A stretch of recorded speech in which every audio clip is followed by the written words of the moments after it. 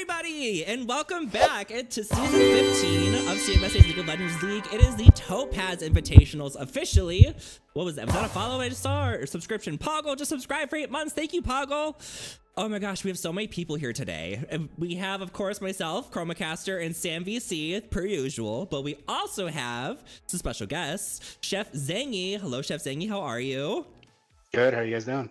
Amazing. And Blaine, aka The Star, how are you, Blaine? Hello, everyone. I'm so happy to be back. And Sam, how were the past 2 weeks? I wasn't here, so I didn't get to see the amazingness that was Pearl and Ruby Invitationals. They were great. Pearl Invitational, we had such great players. The last game ended up being Yordles making their debut on all 5 of them on the Rift. We had 6 people from the community alongside myself casting the game, so it was great. And then Ruby, Blaine. We can y'all can talk a lot more about those games than I certainly can, but they were really, really fun to watch. Ruby yeah, there was something Blaine, like that. Period. Okay, I still have to watch them. It's on my list. I promise I will get caught up and I will be in the loop of what CMSA has been going on, because I've been literally out of the loop for the past 3 weeks. But let's look at the chat here real quick before we get into the official announcements we've got for Topaz. The official first was Blaine, even though I yelled at him that he couldn't call it 30 minutes ahead of time. John tried to call first, but Blaine did get it first. Mr. Raccoon could have had it. They said "nar" instead of first. Because you should know by now, I don't let Blaine have first if he calls it 30 minutes before we start the stream. So you could have had it. Mr. Raccoon's was before the stream even started too, so Theirs was as I started it. Fakov said, nah. Kelton third. All right. Surely the stream graphics got updated. Looking. Liam says, hey, friends. Hi, Liam. Hi, Mr. Raccoon. Sorry for the Irish goodbye. What's an Irish goodbye? Anyone know the definition of an Irish goodbye? When you just leave a event, party, or venue without saying goodbye to anybody. Oh, that's what I do. Well, now you have a name for it. Now I do. I think the one meetup where I actually met you, I kind of did that. I said bye to 2 people, and I just was like, puh, gone. I thought it was where you give them a potato as you walk out the door. Here's a potato and a beer. Have fun. Topaz Invitationals, let's go. Backup says, so technically I'm first. Well, you didn't type it first, so you weren't first. Eli says, yeah, we just dip before anyone notices. Got it. I am an Irish goodbyer. Good to know. All right, looking at our little fancy slideshow we've got going on here today, as we said, is the Topaz Invitationals, hosted by Sam VC and myself, featuring Chef Zangy and Blaine. And let's go over our players for the evening. Our teams, announcing our team names because they're interesting. We got Jin X Victor, or if you're an anime fan, it's just Jin Victor, ban if homophobic, versus Thresh's Hookers. Please ignore the typo of Tresh's Hookers. That wasn't me. Yeah. Yeah, our hands are clean. We got nothing to do with that one. Yeah, we can type. I didn't make this. But on Jin X Victor, we've got Poggle, Aiden, Holographite, Boomer to Walrus, and Eli. And over on Thresh's Hookers, we've got Fakov, River Otter, Neon Diamond, Ginger Oxide, and Pichu Uwu. These are the best of the best in CMSA as far as we're in the highest rankings and some fan favorites. We're just going to kind of mesh it together. So these are going to be the best games I think we've seen all season as far as performance goes and antics go. Blaine, our top fragger in the big seat. Let's go. Oh my gosh. Wow, if they ban Jin or Victor, what does that say about them? It definitely doesn't mean they're homophobic. All right, let's take a little recap look at our players here. In the top lane, it's going to be Poggle versus Fakov. We can see some of their masteries here. So we got Akali, Kennen, Belveth versus I already know Fakov's top champions without even looking at it, but we've got Sion, Nasus, and Volibear.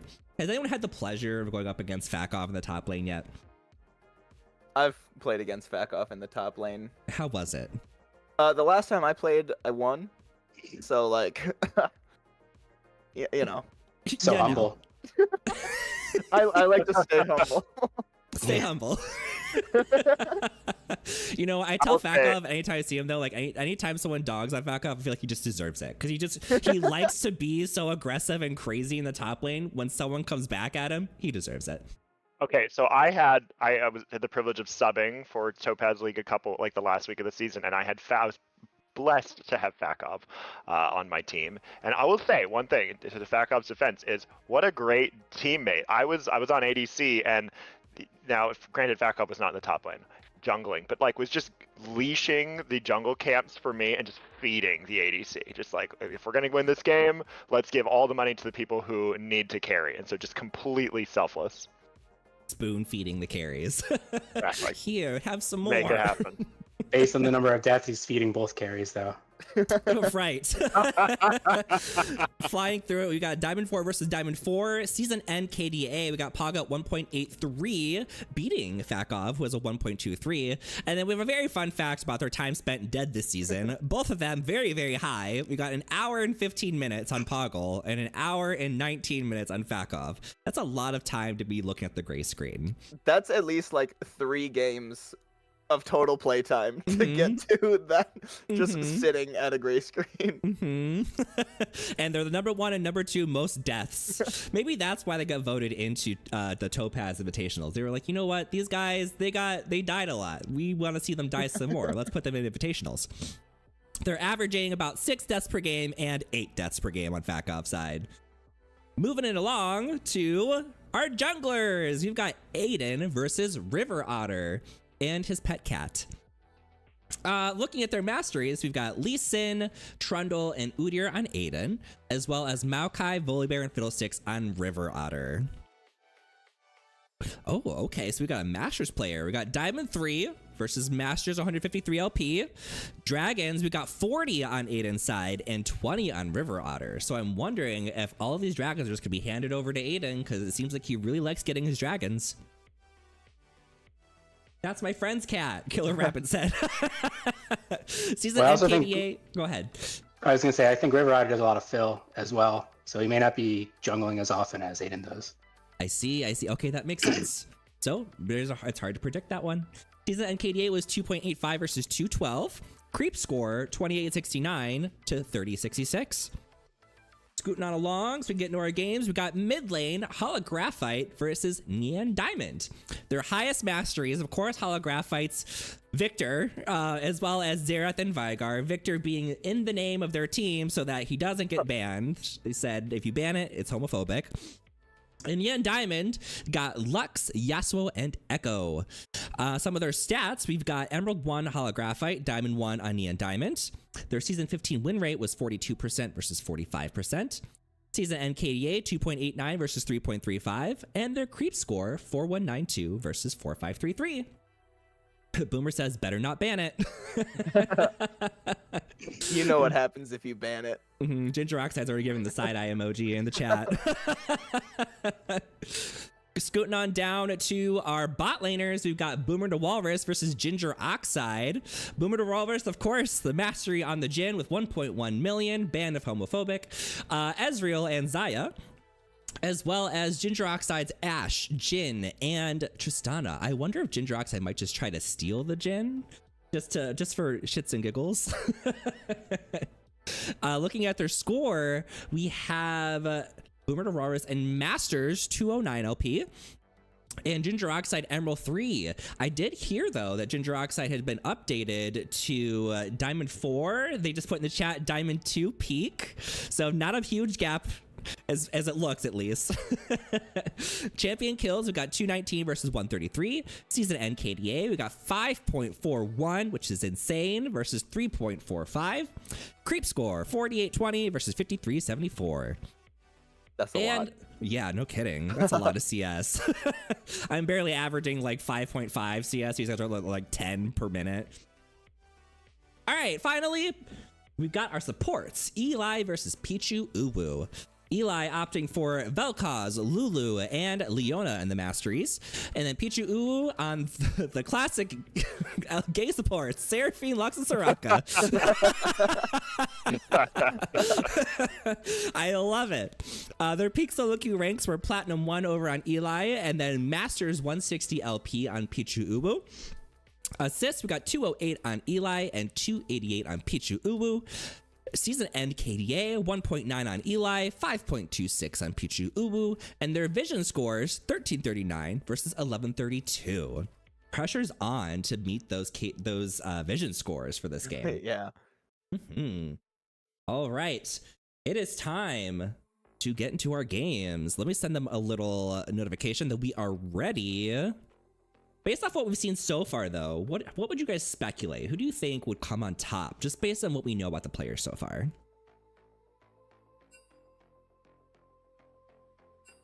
Crickets. I was waiting for someone else to go. I didn't want to just, Blaine, take go. control of everything. Well, I think we're going to see a lot of deaths and a lot of crazy plays. I know Poggle's team has been practicing quite a bit, and even watching the replays of the other team when they've practiced. So they've been taking it pretty seriously, so we'll see if it pays off. Dan, what do you think? With your eyes closed. Oh, I think I'm gonna see some great picks. The new like patch that we're on has really opened up some tanky picks, some unique picks. So I'm excited to see the pick ban phase, what these two teams are bringing. So far in the ban phase, I couldn't help but notice no Victor or Jin bans yet. No, but there was the Mommy Meat Flaps ban, which we did hear a rumor that if Belveth got through, well, Belveth would get through if there was a very large donation to CMSA. That is not an accurate statement that we know of. Don't go donating huge chunks for that because we don't know if it'll actually work out. But if you do want to donate, hey, we love that. No Swain, no Blitzcrank, no Belveth, no Ash, no Nasus. Who's gonna be the third? No Ivern. Eli baby calling me out. Mommy Meat Flaps. That's Belveth's name. Is Dami Mommy and Mommy Meat Flaps. I spit out my drink. Bugs. No bugs in this game. Jen is in. He's in. You called it. You got to take that Jen away. Wow, imagine not Boomer. banning people's one tricks in the Invitational. It'd Crazy. be homophobic. If I knew that, I could have made that our team name and Right. had a better time last week, I guess. That's 400 IQ right there. Right. Yeah, Jarvan very X smart. Jarvan, ban if homophobic.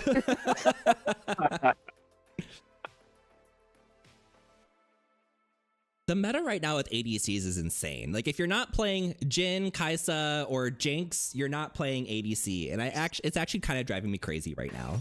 Specifically, first item static shiv too on anything. It doesn't matter. Yeah, you have to go for that. Absolutely. Although I will say one ADC that's performing well that I know Ginger likes to play is that Kog'Maw, performing very, very well right now. Oh, Definitely yeah. have to take away that Jhin from Boomer or ban it. But if that is not the case later on, I would not be surprised to see Kog'Maw at least considered by Thresh's hookers.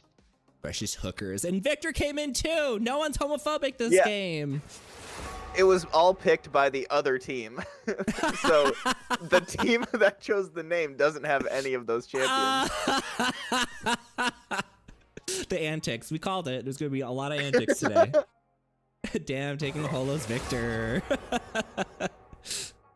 We didn't ban it. Nope, just took him away. Does anyone know anything about this Zoe pick? Is this going Probably a Pichu. signature? Going. This is a Pichu Uwu special on a Yeah, for sure. support Zoe. Right. Underrated, honestly. I've seen there's actually a lot of pro players who are doing the support Zoe nowadays. It's not a common pick, but you do see it kind of often in pro play. I haven't seen it. Well, you're not watching enough. I guess I've been watching all of Worlds. Have You're not gonna play it in Worlds. That doesn't count. Walk for Miles says Zoe support kind of sleeper. And Mr. Raccoon says, Blaine, hi. Hi. We're taking out the tanks. No Udyr, no Sion, no Leona, and no Nautilus. Well, that's definitely the top 3 that Fakov plays. What's they got? What's they got? Volibear wasn't banned? Volibear is still. I was gonna say Volibear's still available. Volibear's up. Oh boy, they said, you know what? You get to play it. You can take our chance and have Volibear. How about that? They're very confident over on Jin X Victor. The Eli Lulu. That's terrifying. Eli's a monster on Lulu. Ooh. And they're leaving counter for Poggle.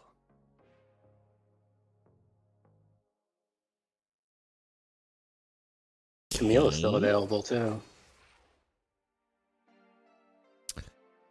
What do we think this Kane's gonna go, red or blue? What they should go, red. What I hope they go, blue, because it's always so much more fun. Preach. Blue Kane if you want to have fun, red Kane if you want to win. Mm-hmm. Oh, is it gonna be Quinn? Nope, Renekton? Volibear? The volley there. He gets the Volibear! Giving the people what they want. Mm-hmm. Eli says, my first time being triple banned in CMSA.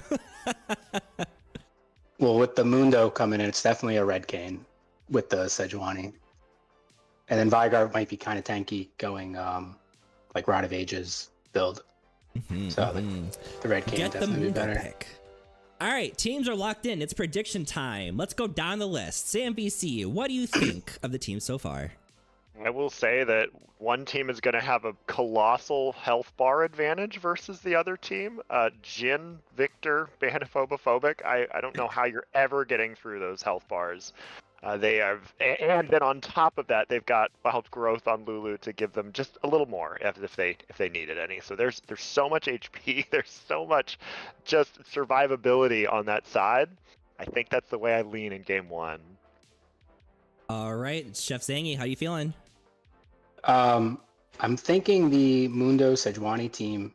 I like the team comp a little bit better. Very tanky, lots of CC. The Kaisa is going to be very safe behind everyone. It really depends on the red Kane and the Victor, I think, and how much damage they can get done. All right, and Blaine, what do you think? The Volibear pick, if it works out like immediately and you get that lead with Rod of Ages and the Quick Blades quick enough, you can just tank out like anything and keep healing if there's a long extended fight. But overall, I do like Jin X Victor team. Like, yeah, their comp I think is a little bit better overall. They can keep everyone contained with the Vigar cage and stuff. Okay. And stuff. Okay, I see what you guys are saying. So was that all three of you guys kind of leaning towards Jin X Victor? That's the Mundo team, right? Yes. Yeah. Okay. The Mundo team. I know it's confusing the only because pick they we took need. the Yeah, I picks got from thrown the off a team little name. bit by it. Right? I was like, maybe I shouldn't have had that one beer. Oh. Yeah, Throwing you that's off. the best pick here. I'm going for the Jin X Victor team. That's my official prediction. Jin X Victor is my official prediction. I think just team comp wise, that's kind of what I'm looking at. But the skill wise, I think the teams are so even that it could really go either way. Oh, absolutely. If you get one Zoe bubble off, though, that could almost one-shot a Vigar, Kaisa, or even Lulu. Yeah, John, if you're able to make a poll, that would be great. For some reason, it doesn't let me make polls anymore. There used to be a button for it, and now it's gone. I don't know where it went. I'll But just my type who's prediction, gonna win in chat. Yo, who will win? Just everyone spam chat. We got Thresh's Hookers on the left and Jin X Victor on the right. I am actually going to go against you guys. I am looking at these team comps, and I do think that the Dr. Mundo is the big game changer when it comes to Jin X Victor's team. Mostly because of that spell shield being able to kind of block off the Zoe sleep, which is going to be a big deal. I think it just very much depends on how the top lane goes between Fakov and Poggle. But you guys are talking about big health bars. When I look at Volibear, if Volibear especially is going this stupid build that's been going on lately where he goes Rod of Ages into the Flicker Blade where he just can bite repeatedly to percent health, might not really care about all that extra health. If we do get a red Kane, I think he'll be able to like outlast at least the majority of the damage that comes from Jin X Victor. Let me switch that to the regular screen. And I can't see the teams right now, so I'm like mind blank, loading. Hurry up, League clients. Yeah, and the Gen X Victor team doesn't really have, unless Kaisa builds it, but why would she? The Serpent's Fang to get through the shielding from Victor, and the Volibear build with the all the healing and shielding. It's gonna be really tough to get through the shielding too. So that's a fair point. Yeah, so I feel like Thresh's Hookers has higher burst potential as long as I can get around the Mundo spell shields. I do think that Jin X Victor has better sustained fights if they have longer fights, and if Mundo can really just put himself in the way. So it could go either way, don't get me wrong. I'm not super heavily favoring one or the other, but if I had to pick one, I would lean towards Thresh's Hookers. And we say goodbye to Blaine for this stream. You won't see his camera, and Blaine, you will mute your voice. I don't have to listen to you until next game. I'll always be in your ear.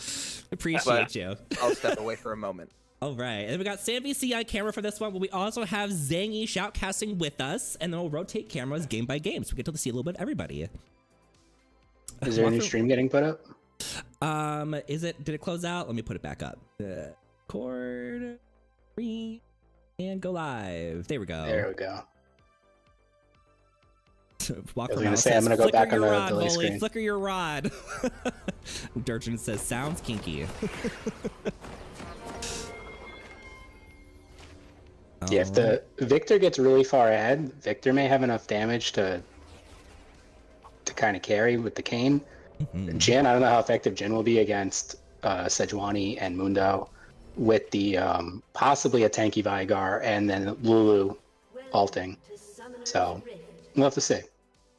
Who's playing Lulu again? Eli, I believe. Eli. Lulu, yes. Got it. They have that name that I can't read, so. Oh, first damage. That's it. Falco lost lane. Well, I think the game will also be determined by which top laner lives up to their reputation the most in terms of dying. Yeah. One final chance to pad your stats. That's what the real competition is about tonight. Maximizing deaths for the final scoreboard. Jungle is facing off in the mid lane. Can you smell coward bristle? Can you smell coward bristle?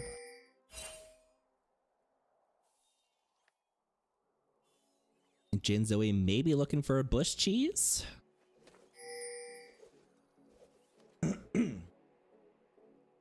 No invade. I'm sad.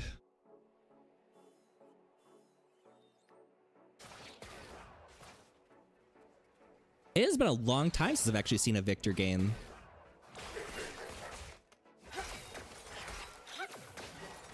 Colton says, we love top bear, you know. It's farming time. I know, I'm very excited to see, or interested to see if any particular lane's gonna go for something earlier, if they're gonna play around their junglers. Poggle and Vakov just gonna start off trading. That Volibear passive is just nutso. That lightning strike. Yeah, it's very frustrating. It's crazy, and but yeah, you do have Poggle there with the stacking up that HP already. And you know, so it is frustrating to deal with as far as the damage, but it does put Fakov in a risky situation where it pushes him up to the turret, giving Mundo the option to freeze. Unfortunately, Poggle isn't able to freeze it and is going to probably miss a lot of that CS trying to fight over the turret. But that's a pretty good spot to be hanging out in. Fakov said, I don't care. I'm going to be aggressive no matter what. Sejuani's not doing a full clear on the jungle, so maybe looking for an earlier gank. That's some comment. Go ahead. Gen X Victor though does have those wards out, so gonna see anything. But Aiden has come all the way around here. Gonna make their way behind Jadroxide Pichu Uwu. Will they see this? Will they see this boar and Ryder momentarily? Meanwhile on the top though, Femcov leaning all into Poggle. Forced to ghost away. We don't quite see first. Oh! shot down. First blood goes to the top lane. The Meanwhile, bait. Bristol arrives in the bot lane, and Boomer to Walrus gets Pichu Uwu. Man, craziness. I do see the comments about the video being a little bit laggy. It shows the frames are dropping a little bit right now. It should pick itself back up here shortly.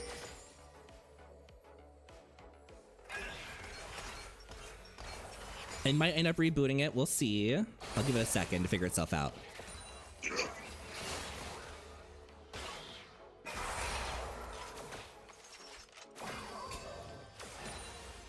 All right, let's do a bing.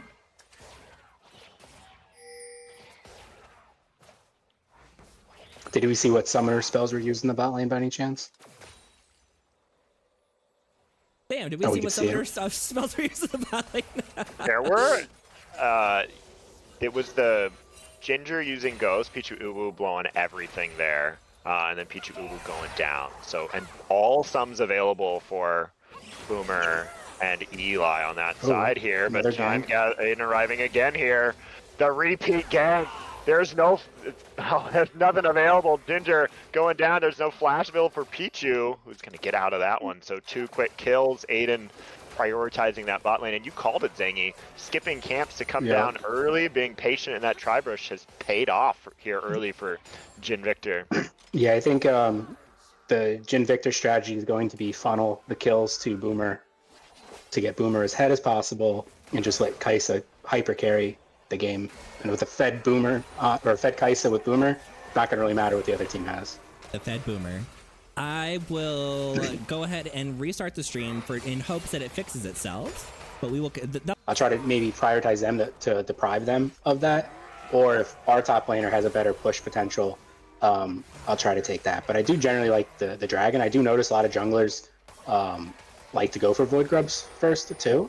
So it is, in a lot of cases, a freer dragon opportunity. Well, and normally it's traded dragon for Void Grubs, but there the dragon was taken so early, Void Grubs hadn't even spawned, and a huge roam there you saw coming up from Eli to take down that Volibear. So now that means that instead of just handshaking these two away and trading them, Jin. Yeah, it gives it's going to give Chime Gather a really nice lead in terms of the objective experience. But Kayn is farming really well, and that is kind of what you want to do with Kayn. Just try to just power farm as much as you can and get your form stacks whenever it's available.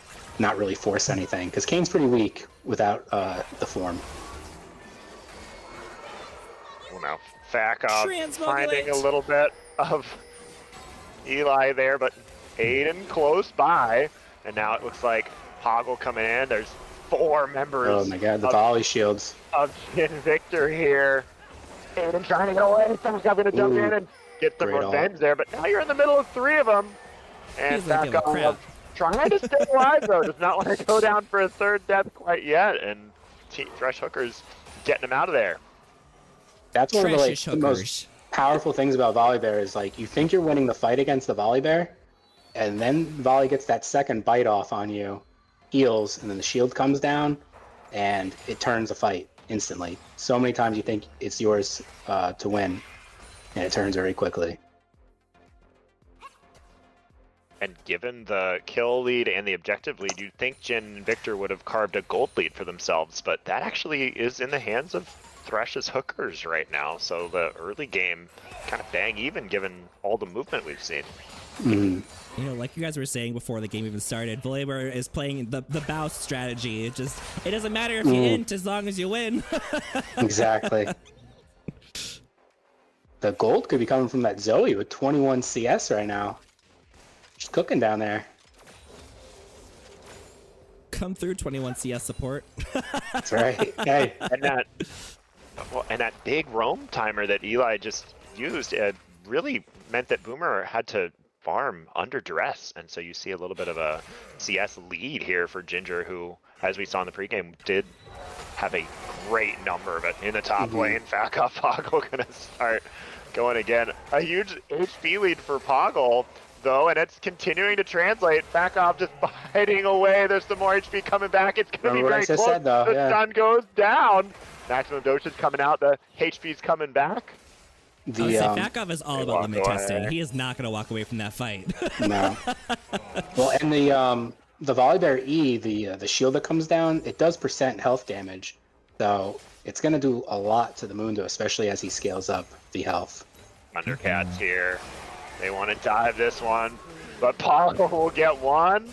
Oh, he goes in! Still alive. Gonna drop that turret aggro though and deny some creep. Sleepy bubble! Pow! We do a request for a Vigar stack check. 76. Sejuani's trying to sneak in here.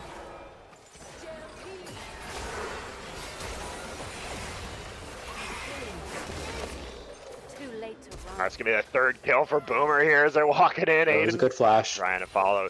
I mean, I almost thought it looked like that Pichu Uwu was gonna be able to get out of there with just the reposition there. Immediately followed by a flash and another movement, but still was able to take down. That means 3 kills now for Boomer DeWalrus.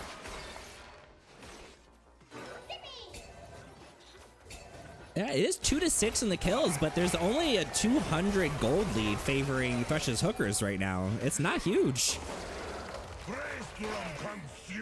God, having to jump out of there with Stormbringer, but 1 briefcase, and Mundo will kill as he pleases here. 4 kills now for Poggle in the top lane. You know, the power of the briefcase. Run, run! Get away! Now, Volley can scale and get to that Rod of Ages Navori build. It may not make too much of a difference how behind he is, but, you know, it's kind of making the situation a lot worse by every time Mundo's picking up an additive kill, and now we're getting another free dragon coming across. Yeah, I mean, it looks like Fakov is actually opting to rush into Leandri's instead of a Rod of Ages. They're going for that % health. That might be good short term, but see how it pays off. We have our first complete items beginning to get done here as Jan Victor takes Dragon number 2. Got that static shiv now available for Boomer, so that any sort of CS deficit I think is going to quickly be erased here. Durgeon says Rift Maker. Okay, so they're going into Rift Maker instead of the Rod of Ages. Oh, can't move, don't move.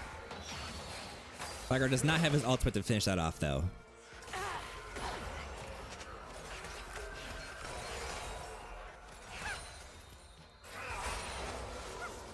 Yeah, Riftmaker will be interesting. I think maybe just a straight tankier build may be more beneficial since the team kind of lacks a front line. Yeah, that's what I was thinking as well. And Volley already has pretty good sustain. Like, these fights aren't an issue for Volley not, like, surviving, you know? It's just more of the rescue. Yeah. Mundo is so cheese. Like, oh, you want to kill me? R. I'm full health again. Good luck. Are we able to see Kane's form stacks by any chance through this or no? Let's find out. No. No. Okay, it'll be a mystery. I would imagine he has to be closer to red, though. Oh no, Ginger and Uwu cannot fight in the bot lane anymore. Boomer having that static shiv. If you're able to get onto this very immobile Jin, it is curtains for Thresh's hookers. There's gonna be a lot of plates and minions tonight in the bot lane. 5-0 for Boomer DeWalrus. You know, that's what they get for taking the Jin away. It's their own fault. Yeah. Teddy Tut says, Poggle is my favorite form of cheese. I love that statement.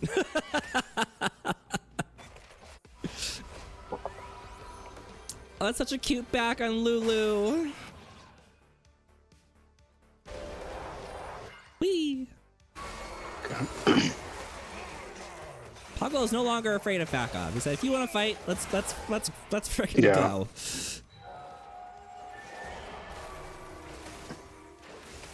And yet Fakov's also not afraid of Poggle. Fakov isn't afraid of anything. Blows. You gotta respect Poggle taking the Swifties to just chase him down, too. Not Victor eating all of the Sejuani ults. Oh, down he goes. Great, really nice gank. Flashing the wall to get that started right into that glacial prison. You went nowhere. Poggle now wants to trade back here. Finally, it is the Mundo diving and not the Fakov.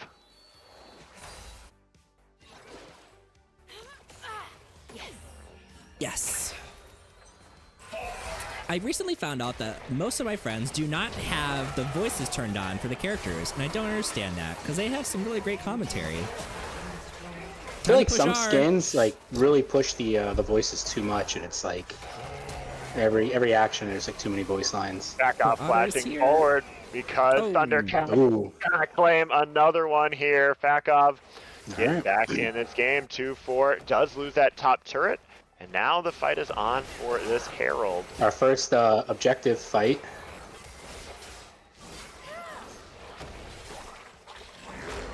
I would hasn't quite gotten their form yet, so there'll be a little. Yeah, I was just gonna say. Yeah, I suspect though with the kill on Mundo and the fighting with Sejuani, Kane should be fairly close at this point. And Fakov just opting to push out that top lane, not coming in hovering, just gonna do work on this turret, trying to claim a tier 2. And no one's responding yet. It feels like Fakov is just going to full commit here and claim a tier 2. This is why I hate top lane. Wow, Top lane is so stupid. Poggle now has arrived. Fakov, though, I think has got what he wanted. 2 turrets on that push. The Riftmaker was healing him actually quite a bit, so. So I'm ready for extended fights now. Yeah. He has grabbed a dagger, so maybe he is going to go into the Flicker Blade, but it could also be Nashor's Tooth. Could be. Good prediction, I think. So Zang, if you're in this game and you look at the scoreboard, whether you're up or down 3-12, obviously the actual goal is not like that, right? The scoreboard, the dragons, it makes it seem like Jin Victor's way ahead. Does it feel that way when you're playing, or are you telling the team right now, like, no, it's a much closer game. We can't just like force things. Are you asking me this personally? Because my game was 21-3 last week. I didn't have anything in mind. No. Yeah, I think not knowing the gold can definitely distort your understanding of the like who's ahead or not. This game is very close right now. If it wasn't for Boomer on, all right, then there you go. And he's going crazy. Now shut down. The teleport's arriving. You saw that curtain call coming over, but here comes Sejuani. Here comes Sejuani. Oh, but he clear his tights. I don't want any part of this. Re-engaging on that front line. Victor got a little too far forward, and now everyone slows on Fakov, and it's going to be a big win for Jin Victor. And now they have a 3rd dragon they're looking to claim. If you have the opportunity to ram Shelly into the whole team, you take it. It doesn't matter if it's the greatest idea or not. You have to do it. Yeah, I love how Fakov was like, I'm going to be the raid boss here. And then here comes Shelly with a Sejuani in it. And Walk for Miles is like 6v5, Herald MVP. Battle Shelly was a 10 out of 10.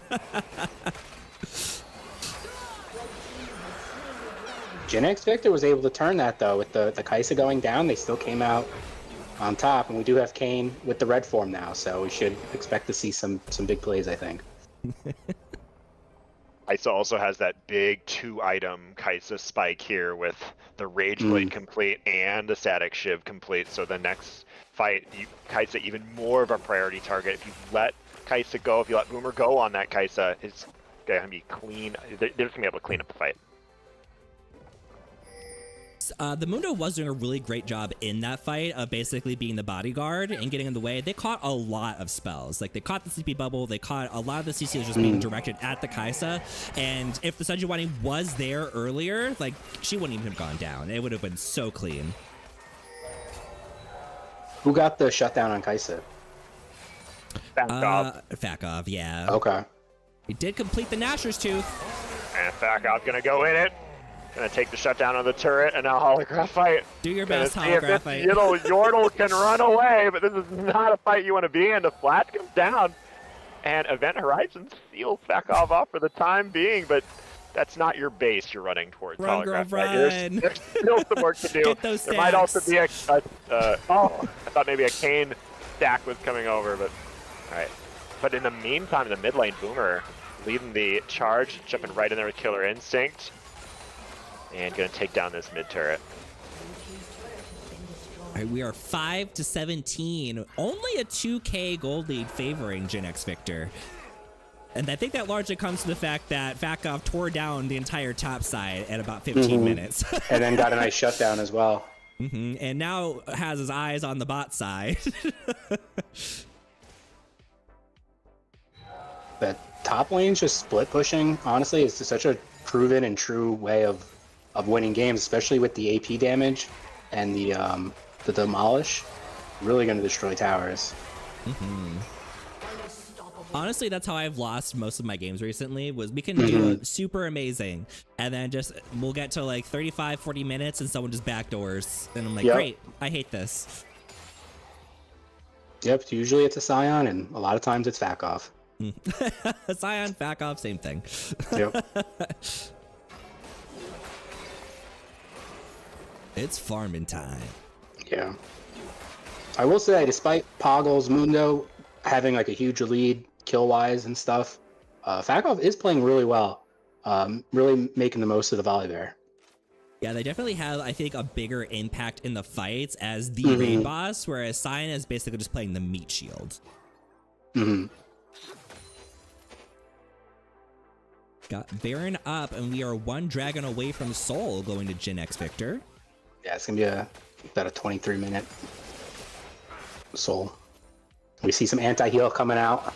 Oh, Victor just catching all the Sejuani ults. Every time it's off cooldown. Here you go, Victor. Yeah, maybe I need to invest in some Mercury Treads on their team. Mudo's like, my team, I gotta go help them. Poggle hits the ghost and is not going to be having enough weight of foot to get away from that one. So Vakov getting a big shutdown, down 9 kills to 5, and came out ahead of that one. Thanks mostly, I think, to all of the turret gold and the shutdown gold that Vakov has already collected. Yeah, you guys are gonna have to rotate and stop him, or he's just gonna run into your base. It pumps the brakes on this Baron take. After the pick onto Victor, you can see that's what Gen X Victor was looking to do, but they are not able to do that right now. They have to answer this Volibear in the bot lane. Yeah, and if Mundo can't stop him, then it's going to take Kaisa and maybe another person or so to slow him down. And they really can't have Kaisa go bot to do that because it opens up that Baron. But we'll see. Mundo with his ult might be able to do it. Kelton wants to see a gold diff here, so let's go ahead and take a look at the champions. In the top lane, we've got Volibear is ahead by about 2,000 gold. In the jungle, we got about 1,000 gold lead favoring Sejuani. In the mid lane, we've got pretty much even. Bot lane, Kaisa's got about 2,000 more golds. And in the support, we've got about 1,000 almost in favor towards Lulu.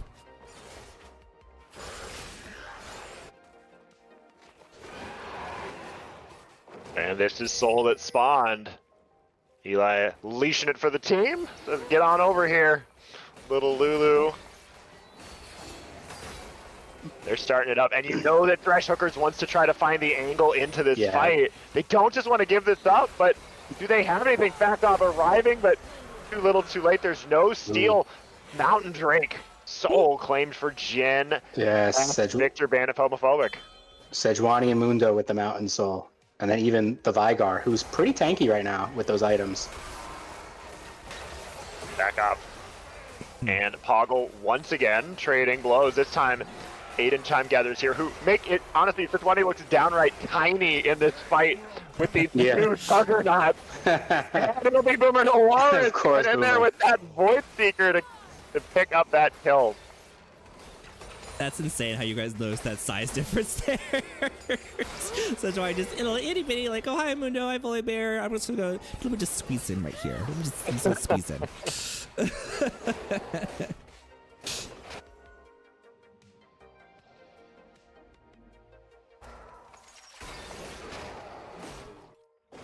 Every time I look at Vakov, he's got a whole new item. Like, every time I look.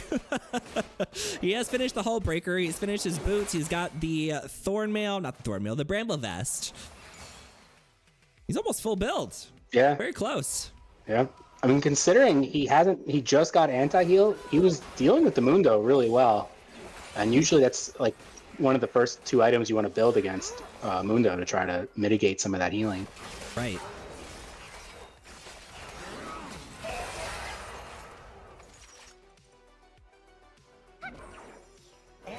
Gotta get that Jin back in this game. Get him some kills.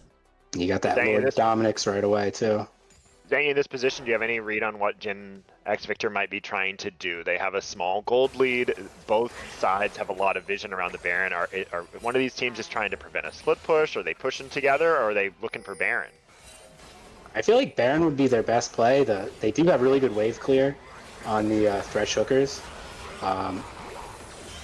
We'll see what happens to Kane right here. Yeah, Kane gets in the middle of the whole team. It's somehow no one down. Curtain Call's going to have a big angle, but Poggle going to block a few of those shots. HP starting to go down. Boomer to Walrus takes out Zoe. The panel is turning back up, jumping in, getting only 2 with that ultimate, and now it is just front to back time. Boomer to Walrus has forced out the enemy carries and all the pings now and movement on this Baron. You know, that fight came down to what you guys were talking about before the game started. The health pools are insane. You can unload everything you want onto Jin X Victor, but when you're done and out of resources, they're still going to have at least half health left. Yeah, and then Mountain Soul on top of that. Yeah, that's a really rough soul to be allowing Jin X Victor to have.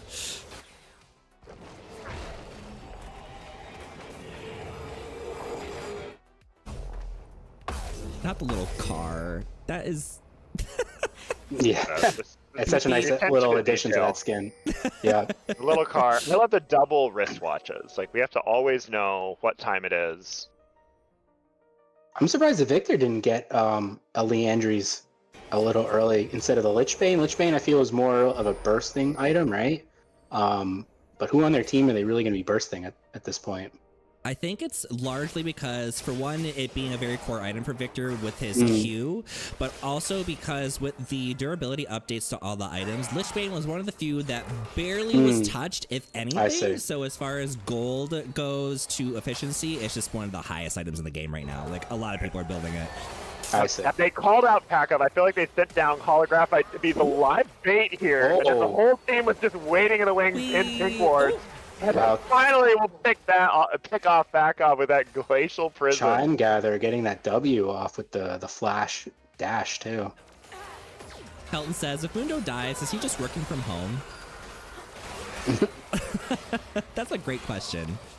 We got the Baron Siege on the bot turret.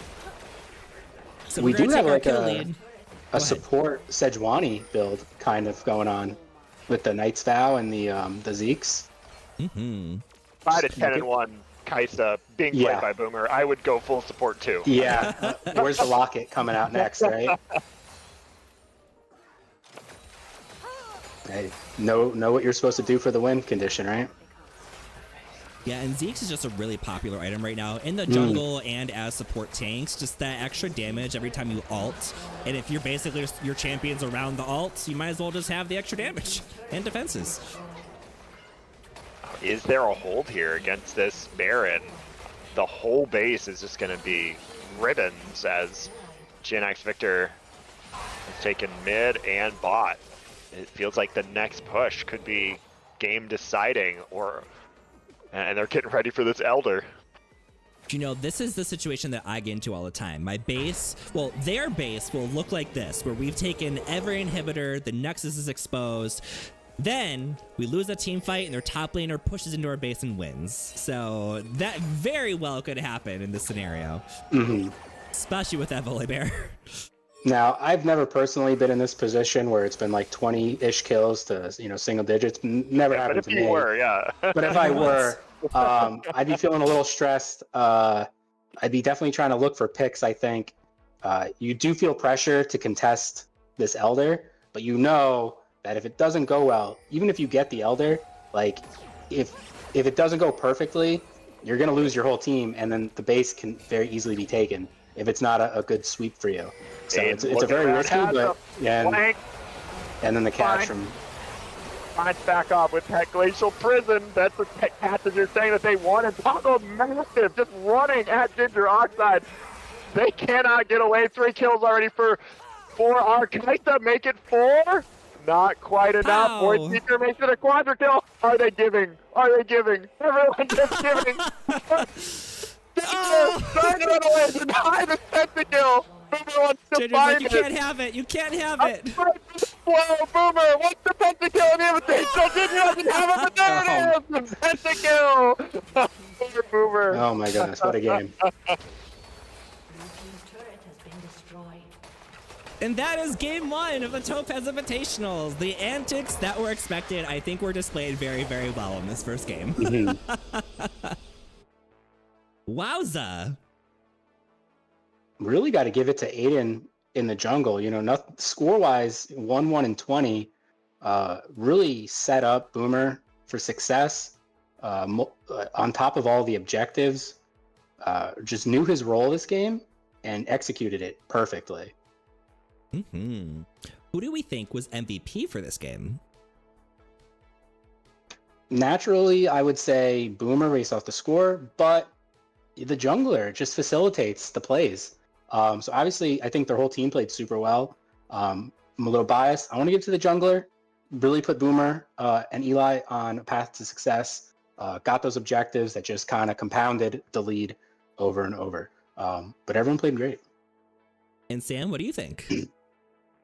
Yeah, I mean, I agree with Zane. It was definitely a team effort. You had like the early heroics of Poggle. I mean, anytime you're in that top lane versus Fakov, just being able to play under that kind of pressure, getting out to a huge lead, there's no doubting that Poggle just drew so much attention. But I really agree. I think that the decision from the team to take their jungler and really revolve around the bot lane, the patience and the pathing that Aiden exhibited, I think was really, really top notch in this game, and certainly helped expedite Boomer to Walrus and Eli getting ahead in that bot lane.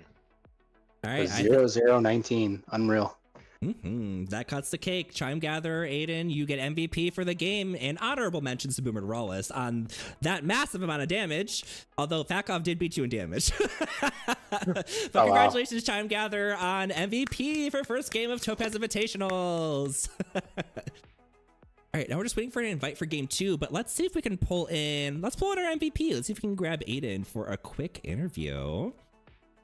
Where are they? Aiden, 3, 2, 1. Aiden, I've stolen you. Are you okay with the interview? Yeah, sure. Let's go for it. Amazing. Did you see that you're our MVP for the game? I did tune into the end there, so yes, I'm very honored. Thank you all for thinking I performed so well that game. It was very stressful, so... We've seen that you have been given MVP, but also Shelly has earned MVP for that play that you pulled off there in the Sejuani, riding Shelly into battle. Oh, you got to do it. I know. I was hoping. I kind of selfishly, I really wanted to make a play like that. I saw it on like a Synapse or something, and I thought it'd be so cool to pull that off one of these days. But I was a little disappointed. I think I could have done more with that, but you know, it was good for what it was, and I'm glad I was able to do something like that. So I said it to the other casters when you did it. It's like, when you get the opportunity to ram Shelly into the team, you take it. You have to do it. It doesn't matter if it's the best play or not. It's what you got to do. It has to be done. Absolutely. And it was one of those, I saw Shelly pushing the lane and getting killed by their bot, and it was just one of those, you know, rest in peace moments. But she served her purpose. So. But yeah, we felt you did really well. Obviously, Boomer's score was phenomenal, but we felt that you really facilitated that with the really strong double ganks early. And then just on top of every objective. So as a fellow jungler, it was just flawless. You just did so well.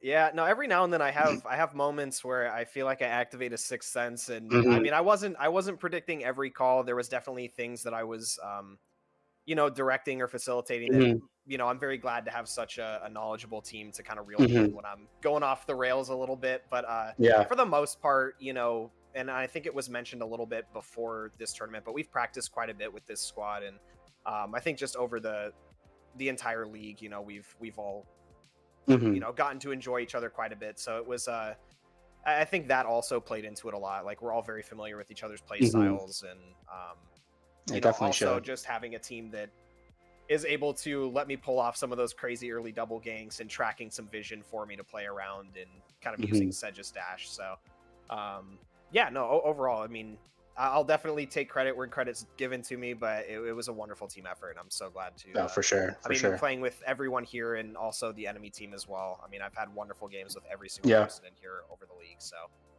very, very fun so far. Yeah, it was a great game. It was a great game to watch, and I really appreciate you kind of just knowing your role as the jungler, as the getting the support items. We thought maybe a locket was coming out next. It was. If Oh, the there game you go. got Hey, enough, that's what was coming. So. Excellent. Yeah, you know it. Sometimes it's just knowing your role and letting your carry do their job. Absolutely. It was a great job from all of you guys, and the other team I thought played really well too. Absolutely. But yeah, excellent done. Any last comments from you, Sam, before I let them get back to their game?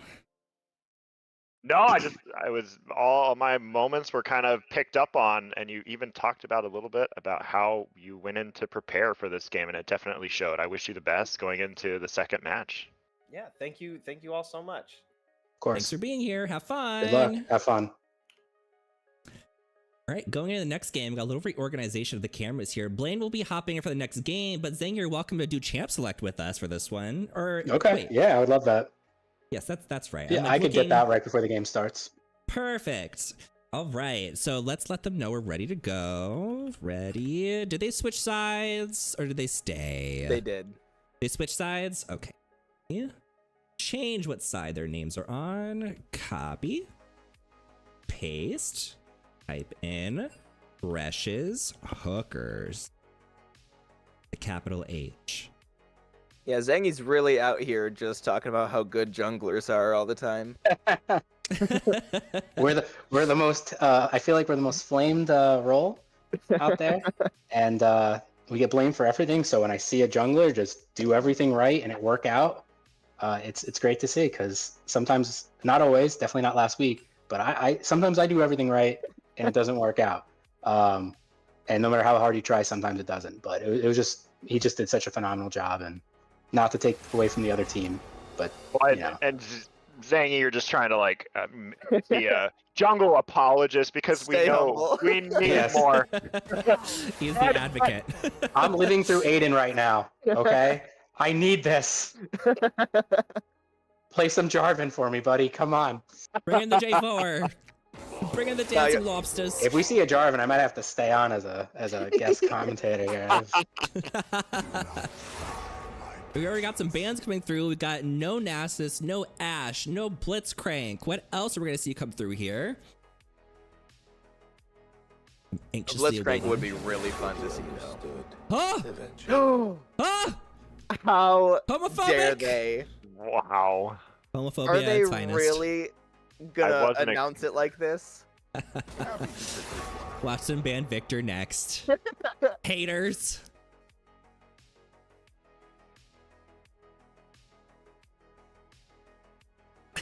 John says, WTF. Moonbeamy, kind of weird that they did that. No mommy meat flaps. That means the Victor is still available. Well, they're only 50% homophobic. Only on the weekdays minus Tuesday. Or wait, Wednesday, because today they're homophobic. Hey, don't change what's not broken here. I guess. The Sejuani pick coming in. Sejuani lock. Now, what we don't know is that's actually going to go top. With Toggle on the team, that could be the thing. Any champion they select for the next 4 champions could be Poggle in the top lane. Helen says, it's been promised that we will not see Belveth ever. Dang. I want to see a Mommy Meat Flaps game. Third game, no ban. No ban. I looked up the ability names just in case, and I'm not going to get to use my knowledge. And her E is Mommy Meat Flap, so it's unfortunate we're not going to get to see it. Wait, no, her E is slap, slap, slap, slap, slap, slap, slap, slap, slap. The W is mommy. No, meat that's slaps. I'm sorry, I that's Smolder's apologize. E ability. Strange, but I respect it. I respect his journey. His R is mommy's meat flaps. What a skin! It just throws bologna onto the map. Roast beef. Bleh. Yo. The volley bear comes through again. There you go. That was a good pick for them last game, honestly. I mean, Fakov on volley bear is just OP in general, and also volley bear period just OP. Yeah, no, he played. Given the circumstance, he played really well. You would think that they would look at like what he's really strong against a Belveth and let that through to like hard counter it. You know, but I've played against the Belveth before. I understand why it's banned. Yeah, if she starts getting kills early, it's a little hard to get her off of that train. And yeah, you know that they're gonna set up for grubs immediately just to get that empowered Belveth, the true form. I have lost the Poggles Belveth in an invitational before. I've lost to many people's champions in invitationals. But yeah. I love how classic Gen X Victor's team is right now with Sejuani, Leona, and Vigar. We're talking like OG champions right now. Yeah. I'd love to see just like Kate and Soraka as the last two picks. Let's hope they don't get decade diffed by the champ selects. All the passives. The weak fear the shadow. Like some of the new champions have longer ability lists than all three of their champions combined. Yeah, like Leona's is Leona stuns on the next auto attack. And like yeah. Sejuani, throw, area of effect, stun. Ooh, both no of them. Kaisa this game, so we're not going to see another pentakill Kaisa, but we'll see maybe pentakill Jinx. Yeah, Smolder leaps into the air and constantly shooting projectiles. Yes. If these projectiles do this, then Also, you can execute people now. It's tough trying to ban ADCs with Boomer on the team because he plays a lot of things really well. Samira. Pentakill back on the table.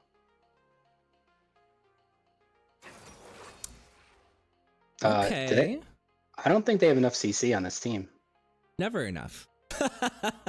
I was wondering if the Samira would be able to get like a full ultimate out with like Volley, with Nami, with Hwei. That's a good point. But she could block the Nami ult. Teddy says, does Samira W stop Smolder's R? Yes, I was just going to ask that. It does. Wow. It does. Okay, so that's actually a really solid pick because if they get double ulted into there. She said, Mommy, keep your meat flaps off the rift, please. What a horrible day to have ears.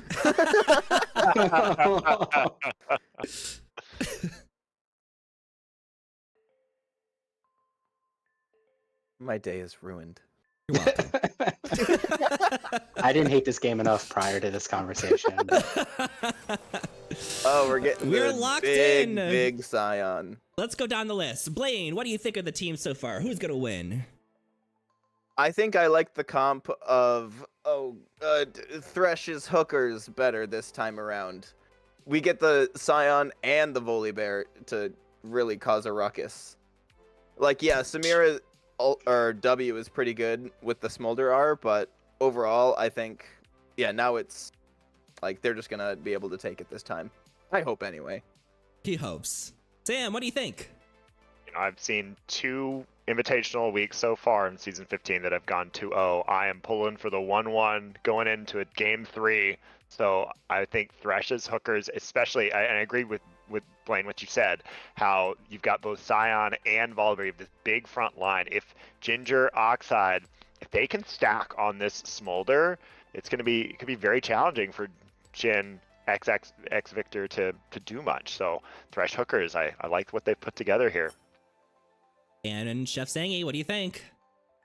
I'm still thinking the Gen X Victor team, just like if anyone on Thresh's hookers steps out of line, they're locked into place for a good 6-7 seconds. There's no combo breaker on Summoner's Rift like there is in Arena. They're not moving, and it's just going to give Samira the opportunity to just spin in a circle and delete everything. So we'll have to see. But both teams look good. I like the team comp for Thresh's Hookers a lot more than last game. So I think it'll be much closer this time. That's fair. So I am a Samira player in general. I do love me a good high CC team when I'm playing Samira. The issue, I think, here is there isn't a massive amount of damage following up with Samira. Like, Viger will eventually get there, but Samira, I don't think is going to be able to output enough damage to blend that team specifically. Between Volibear and Scion, I think those two can probably just 2v8 this game. Scion and Volibear, yeah, because you're going to have Hui and Smolder way in the back. They're just gonna be throwing stuff wherever they can, squeeze it in, while Volibear and Scion basically go to war here. And you know Scion and Volibear are going to focus that Samira down, and you can CC them as much as you want, but eventually they will not be stunned for about 1 or 2 seconds, and in that 1 or 2 seconds, there will be no more Samira. Yeah. So I am favoring Thresh's Hookers as well in this instance, unless for some reason we can just CC Volibear for 10 seconds and make sure he can't do anything until he's dead. Because I think they can handle the rest of them fine, but that Volibear is going to be a nuisance. I agree. Yeah, they like both teams has answers for each other. Like the Gnar W passive that'll just shred Scion's like health with all those, like, just if they just keep stacking. Like, that's going to be good. But then, like, if Samira wants to go in, you know, with E, I gave up on trying to learn ability names. Samira E goes in, and then just it's immediately stunned. But, like, yeah, the way... Is it EQ?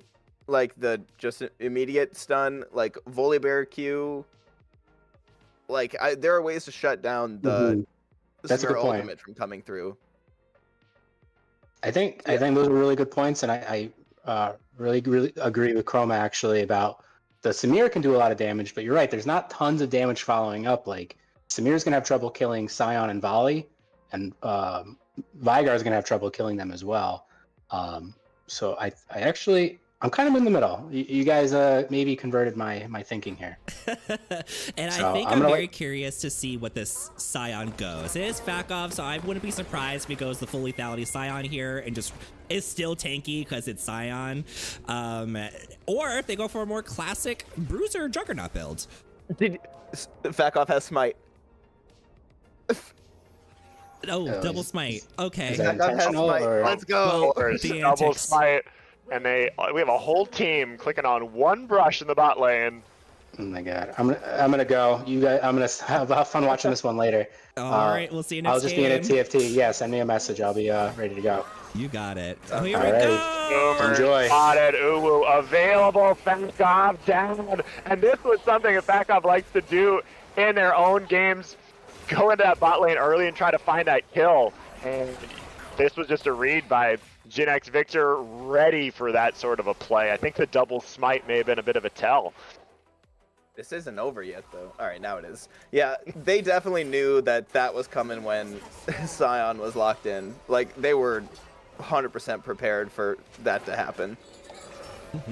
Predictions have just popped up in the chat. If you have a prediction, if you win, you get extra channel points. I'm so glad someone did that because I have no idea where that button is. Convenient to put that prediction after the level 1.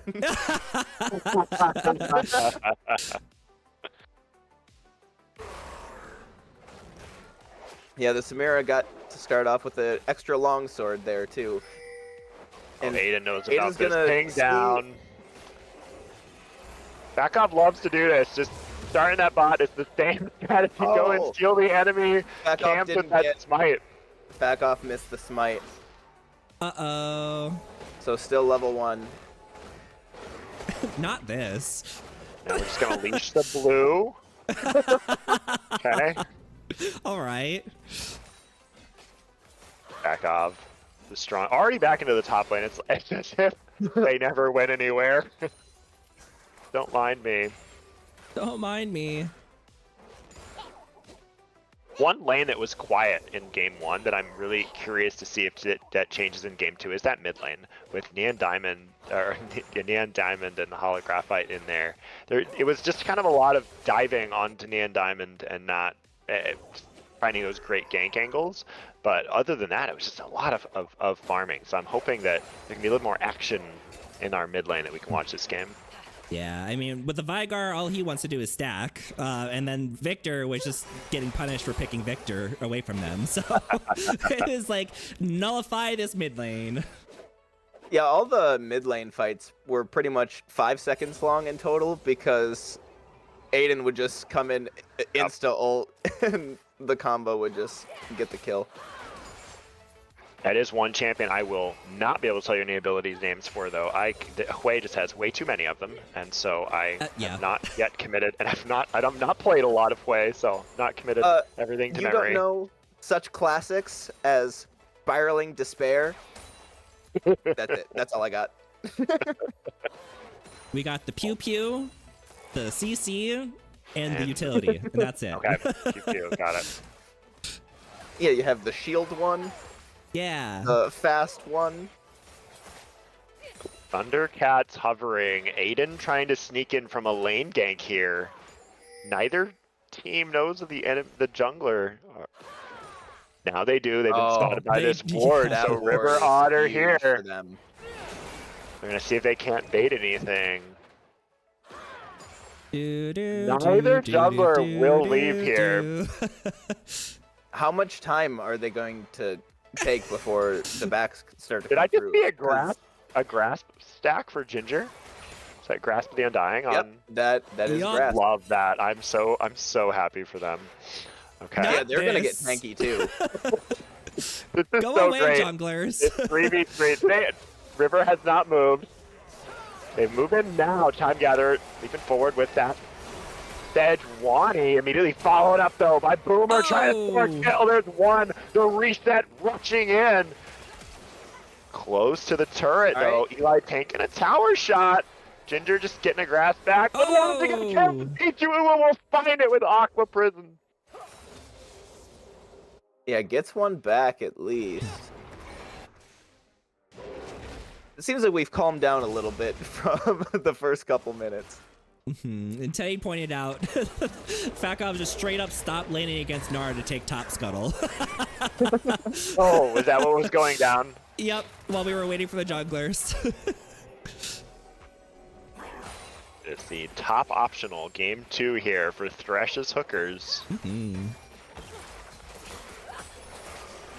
Oh, Boomer has found his way onto 2 very squishy targets. Ginger trying to get away, but Flap is down. That's going to be a 3rd kill already onto this Samira Leona. So aggressive as a duo.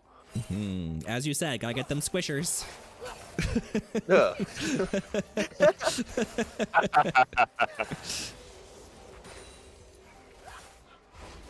I said, I see a bear over here. Let's go pick on him. Aiden used Flash to get into the pit. Does not want to let this dragon fall. It's actually turned on to the dragon. But here you go, Boomer to Walrus just going into the back line. 1 reset already. Neon Diamond trying to get away. 1 more auto will do it. So 1-for-1 trade, but the dragon coming up for Jin X Victor. Not Nar cheesing. Teddy says, is Nar going Blade of the Ruin King first or Wit's End? That's a great question. I would assume Blade of the Ruin King into the Void Scion. I would think Blade with those health bars. Oh yeah. And with Ginger, Ginger, be the problem. With Ginger getting HP too, with Grasp too. Although I feel like the grasp on Smolder in this lane is a little questionable. Like, yeah, you can probably get a few procs off of Leona pretty easy, but I don't think it's gonna. You might get like a bonus 200 health at the end of the game. Like, it's not gonna be a lot. Smolder stack check, we are at 41. Vigar stack check, we are at 61. Leona Flash. Sicario. The barrier is still down. Level 6 Samira, go Burr.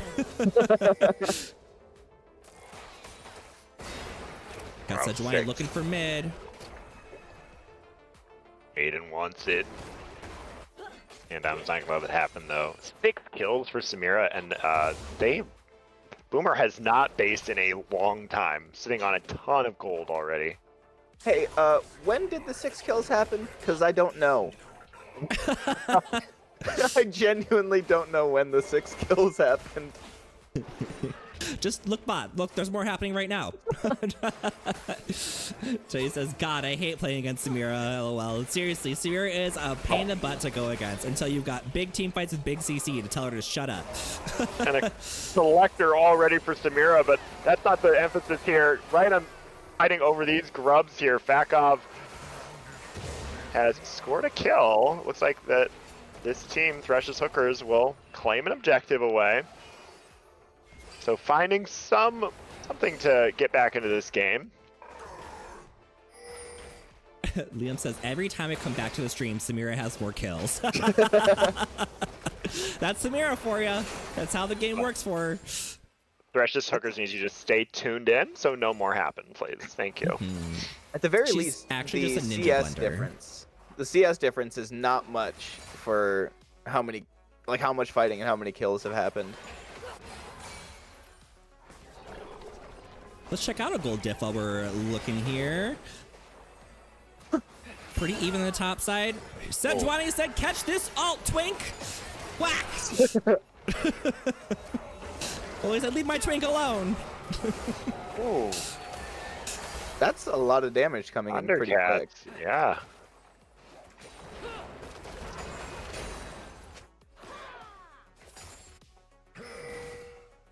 I think if the Spiraling Despair was held just a little bit longer for that re-engage, they could have gotten a kill off of it. Look at Scion's items. What do you think the next item's gonna be? What? River Otter was too busy looking at Scion's items, and River Otter skipped yet another kill while we were all looking at Scion's items, just sneaking in. This reminds me of the Zillion in the Ruby Invitationals. Oh yeah? Because that was 3 or 4 Kindle Gems. Oh my god.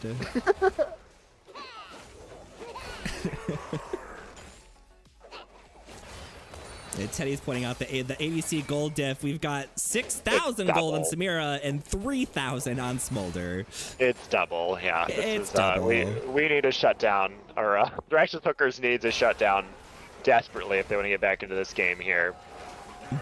Got some call outs for the Scion. We got Fakov as an artiste, and then Calamity says a mathematical Scion. Mathematically correct. Scion. Mathematically correct Scion. Okay. Jesus. Oh, boots. Boots were next. Boots were added to the builds. Time Gather about to enter the chat here for builds. What's it going to be? Oh, straight up Zeke's Convergence. Okay, the first back here for Aiden. That's it.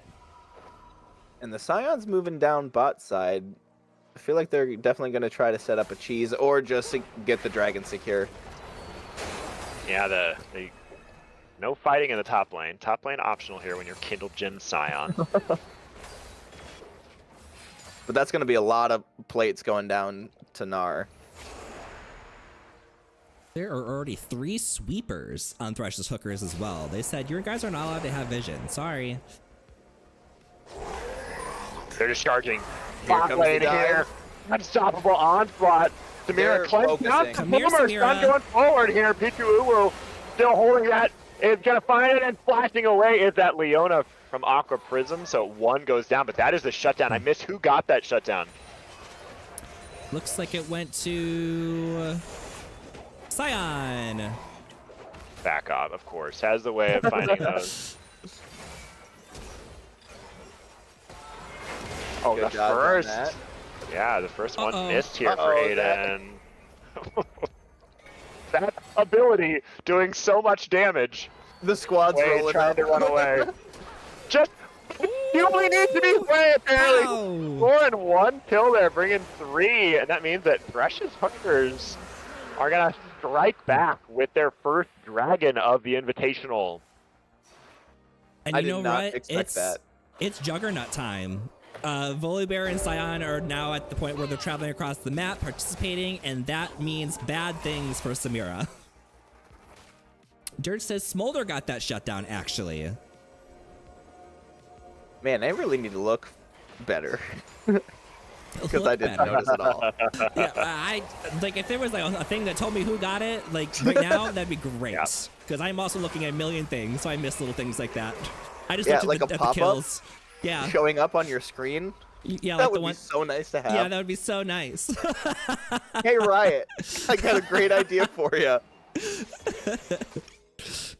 I'm so More impressed pop-ups. with Thresh's hookers in the last few minutes after they converted that one pick onto Boomer into a dragon, into that 1-for-1 trade mid, and now also into those grubs, and have really fought their way back quickly into this game. We're up to Does- 4 Kindle Gems. I would say just Yeah. buying a 5th Kindle Gem, just evolve it into the ultimate Kindle Gem.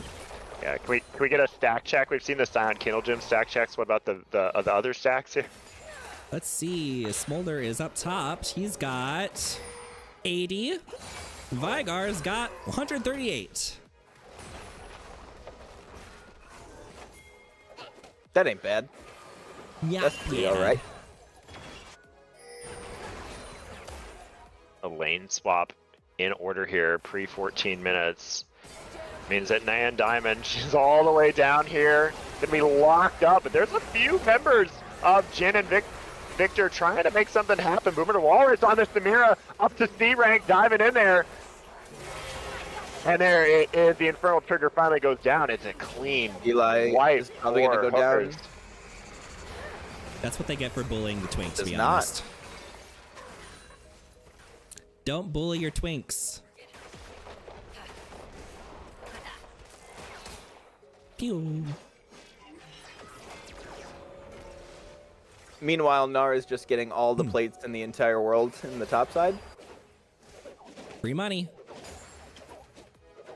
Well, plates are down now, but Yeah, I think Getting I a think free maybe- turret? Turret Maybe equals free got money. the one more. Yeah, we'll grab that.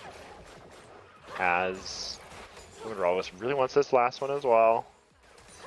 They're working on it, but I don't think they're in a hurry quite yet. First turret now secured for Jin X Victor, Ban of Homophobic in the top lane. Swifties for Kindle Gems. Okay, that's the build, huh? That's the build. you gotta Health, sell. cooldown, and speed. You gotta sell the shield. You don't need a Doran shield at this point in the game. What are you doing? Get another Kindle Gem. Don't worry, that Doran shield's gonna go away soon for another Kindle Gem.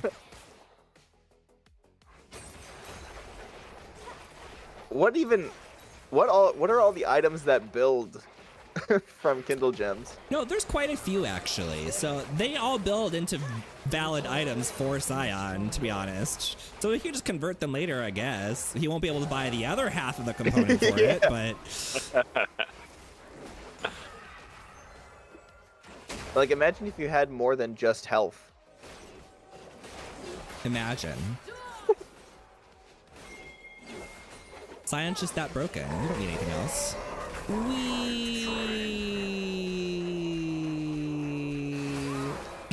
Oh, okay.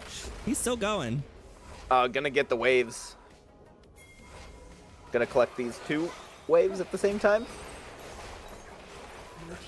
Okay. You're letting the mages get away. You gotta give some to your minions, right? I Sure. love what Minions need CS too. I love the Thresh Hookers, how they respond to that. Like, Gen X Victor went in with like, okay, we're gonna use the Solar Flare, we're gonna get this neutral objective gonna get here. killed. And then immediately Thresh Hookers is like, okay, we'll just push mid and we'll send our Scion into your base to proxy farm. Oh, Bomby Cinders. Not a Kindle Gem.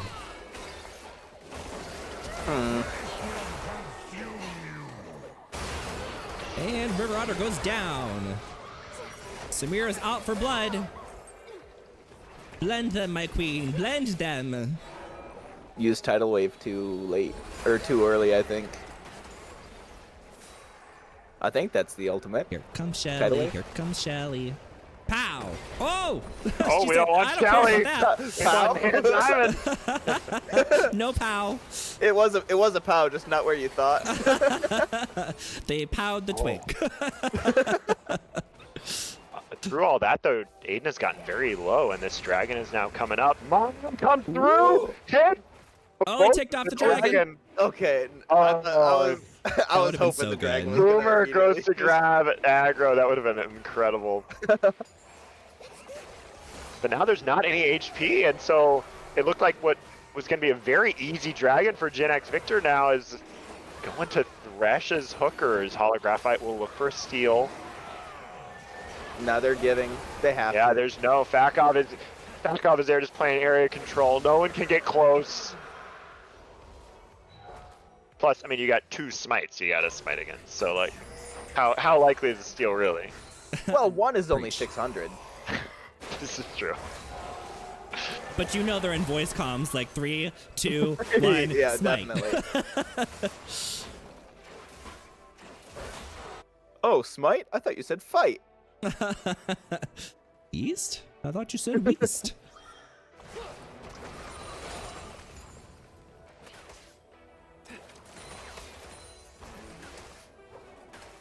All right, we're just kind of hanging out right now. No objectives to fight for. It's farming Everyone's just time. In lanes. We got our resident stacking farmers in the bot lane, farming. 124 at 19 minutes. Let's double check. Respectable. So 196 on Vigar, and the 124 on Smolder. Yeah, it's definitely been a challenge for Ginger to find those stacks on that Smolder, so I'm hoping that we see 225 come close once we, and maybe some funneling onto this. I like them putting Ginger in the side lane just to focus on stacks right now, because if Smolder doesn't have those, you don't have a champion, so you've got to get up 225 as quickly as possible. True.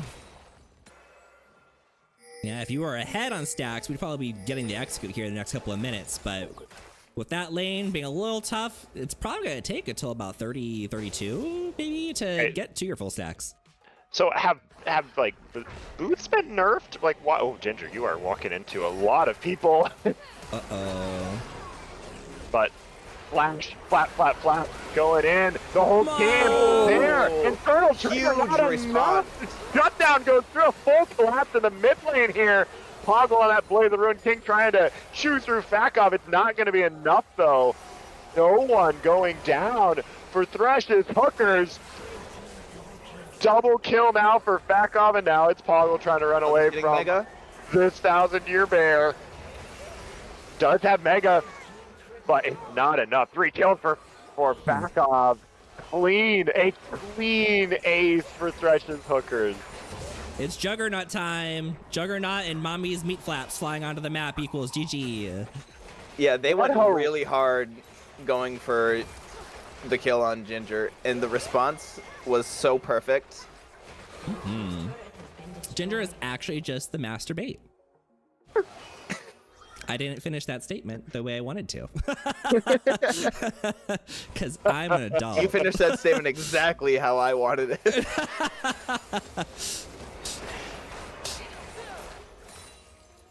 Wei is getting pretty strong. That took a lot of damage. Wade's ability to just kill you from off screen is Yeah. still a mystery to me. I love Hui. I've been playing a lot of Hui lately. He's just so fun. No way. In the mid lane or the Yes, bot Hui. lane? In the mid lane. Mid-Hwane. Mid Hui. Ow.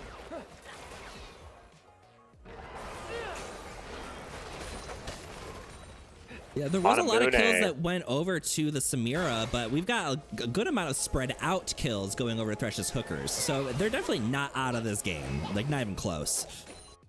Back They're also off. still- Go ahead.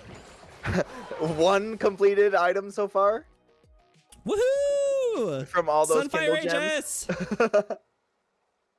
Got 4 more left to go. Oh, that was I'm the bombing. loving- That wasn't even the Kindle gem. No. Yep. Keeping all got the 4. Kindle gems. I'm loving Ginger's just stack build. I'm gonna go Grasp of the Undying, I'm gonna play Smolder, and then I'm gonna go Manamune. And now, as I stare at it, completing to Muramana here.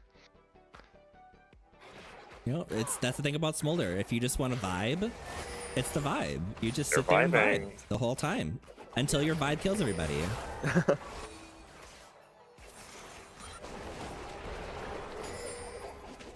Ooh, the Twink is in danger.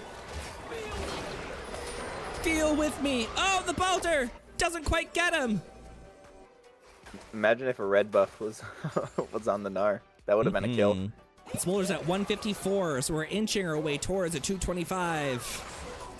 Yeah, when you get that 125 stack, you just go so quickly into your last. Like Charm Gather, who went so quickly on a Ginger, they're trying to take down this dragon. 2 kills for Boomer already coming in from the back line, but then get stopped underneath the turret. So now they're on the retreat here, and they're jumping in there as this Volibear. And do they have an answer? Poggle got that Blade of the Ruined King trying to do their bust 80 carry impersonation, and trying to fight going Mega, jumping right under the back line, and Diamond gonna go down, and you have Poggle Holographite coming out ahead, flashing forward to this Nami. Wow. Parker said, I'm a carry too. See? Whack. Uh-oh. Which fighter will win? Oh, no. Oh, not the smite.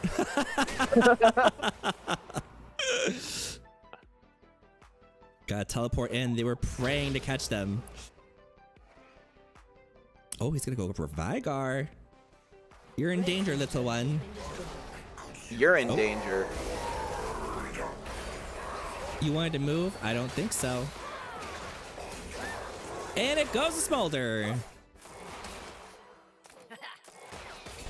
I don't know if you can blend Scion. He's got a lot of Kindle gems. Will it blend, Scion? Will it blend?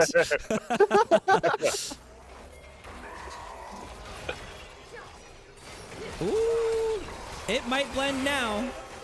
Whee. Oh.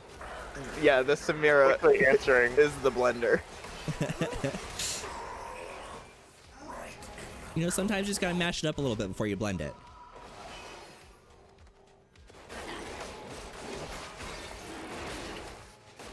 And we have even Drakes.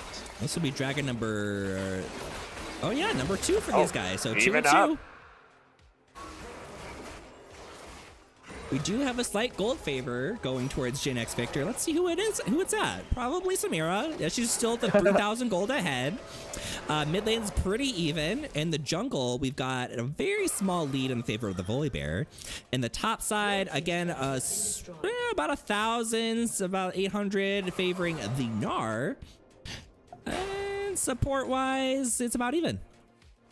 I'm so impressed with Ginger's ability to not let the lead from Boomer get bigger, right? You said it was 3,000 early, and at the time it was 6,000 to 3,000. And just the fact that that has maintained parity is huge for Thresh's Hooker, and a big part of why they're still in this game.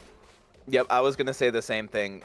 I was going to say at least it hasn't gotten wider, that gold gap. Yeah. It stayed consistently at around 3K. Yeah, like we were saying, though, it's at that point in the game where the Juggernauts get to participate in these fights now. So Samira doesn't have a great time when you have Juggernauts running at your face. If she only has one to deal with, it's pretty easy to get back to the Smolder or to the Way. But when both of them are there, good luck, Samira. We also have a different Volibear build this time around. We have the right Volibear build this time. Yeah.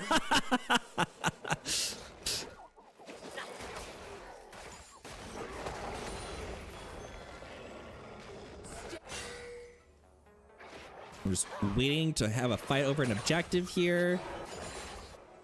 And we're just kind of vibing, catching some camps. Is Smolder past 225? I don't think he's quite there yet, but let's check how close he is. He's at 197. Close.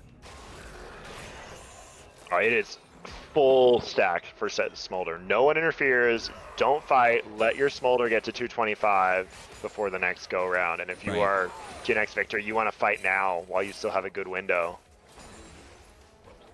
Oh, can you show the gold again? I want to see how much gold Scion's sitting on. Currently 17-20. Almost 2.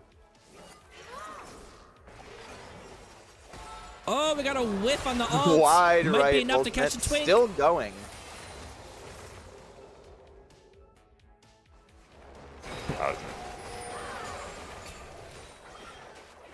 Both of these teams just like hovering around the mid. They do not want to let any one of their teammates get picked. Like, if there's a fight, we all want to be a part of it.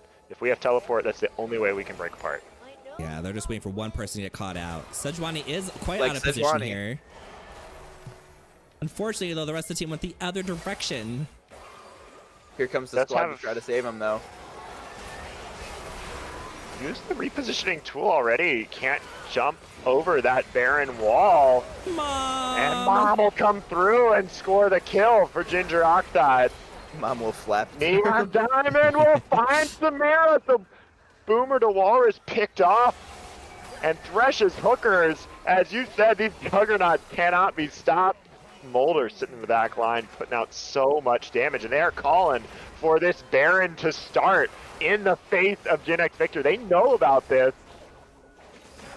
Don't want to give it up for free, though. Oh, Sion is teleporting back. Let him have it, girls. Let him have it. They've not done any damage to this Baron. They're just getting slowly whittled down here. Holograph is definitely not making it easy for them. No, absolutely not. And Poggle scores the scuttle there, and so the vision secured for Gen X Victor as they push against that Baron. I should also point out here that Vigar has Kanik Rookerin. I was waiting for my chance to say that too. I noticed that in the fight. You just saw the purple health bar. Funny enough, I've started using like this AI tool to help me like with itemization and like picking counters and stuff like that. And it had me play Vigar into Yone, and the first item it demanded I go was Fimbulwinter. So I did it, and I won by a lot. Okay. Never disrespect the scaling of Vigar's passive. Is this an AI tool or is this Ultimate Bravery? Because I'm not sure that one is an actual tool. It was, so this one's a new one that just came out. ITEMO? I think is what it's called. I can't remember. No, you're not. No, you're not. I will be when his update comes out.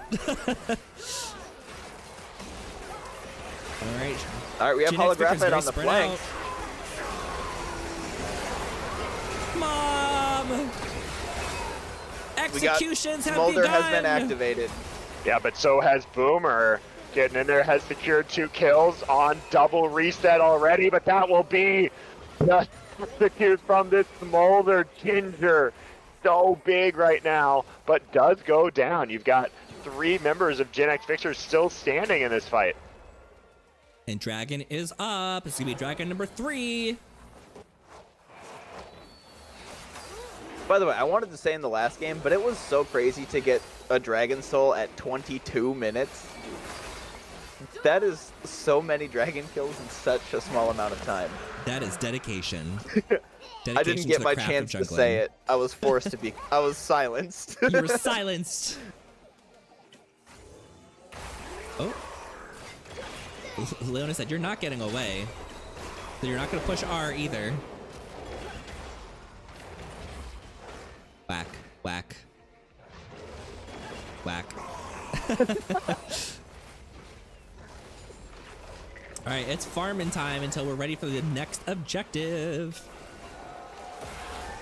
Yeah, I feel like we're going to see another trap being set. We got Smolder at 250 and Vigar at 328 as far as stacks go. Yeah, Vigar's at almost 600 AP. That's nothing.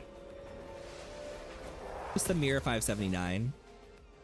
Imagine how much they would have if they didn't build Kanik Rookern. Never, don't dog on the tank Vigar, I'm telling you. Fimbulwinter, OP. It had me go Fimbulwinter directly into Rabadon's and then into Void Staff. And I was like, okay, all right. I'm trusting you, AI. I mean, there have been people that won on Yumi jungle, so like, let's not get carried away. I mean, you're right. That's not acceptable behavior, though.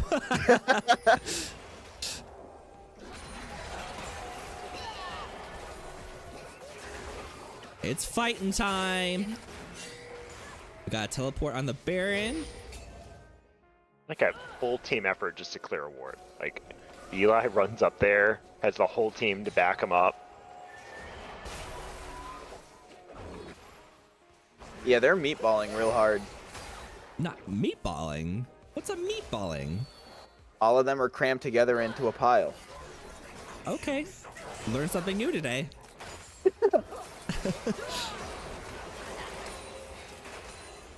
Wilbur's trying to find the flank. Not quite able to find it with Pago watching, though. So Juani wants to ult so bad. Everyone's ults are available right now.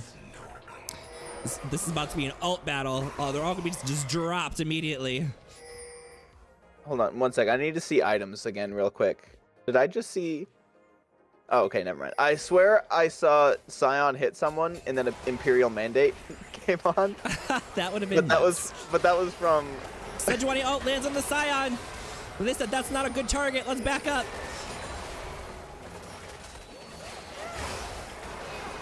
Choose just eating coming all the through. CC. Yeah, Ulting cannot time. move. Go down, Mom goes through. Sean Gather now getting low. Pichu Uwu uses that CC, can't immediately stop Boomer the Wall, who gets in with that Inferno trigger and does not fall. That is the fight that Gen X Victor wanted. So patient by Boomer there before going in and then just grinding the meatball of Thresh's hookers.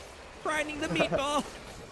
Yeah, you know, they were landing all of their CC on Scion, which in general isn't the greatest tactic, but when Scion is one of the two people who are beating up on your Samira, getting ring to Fib basically immediately gives her the opportunity to be like, okay, I can go in now.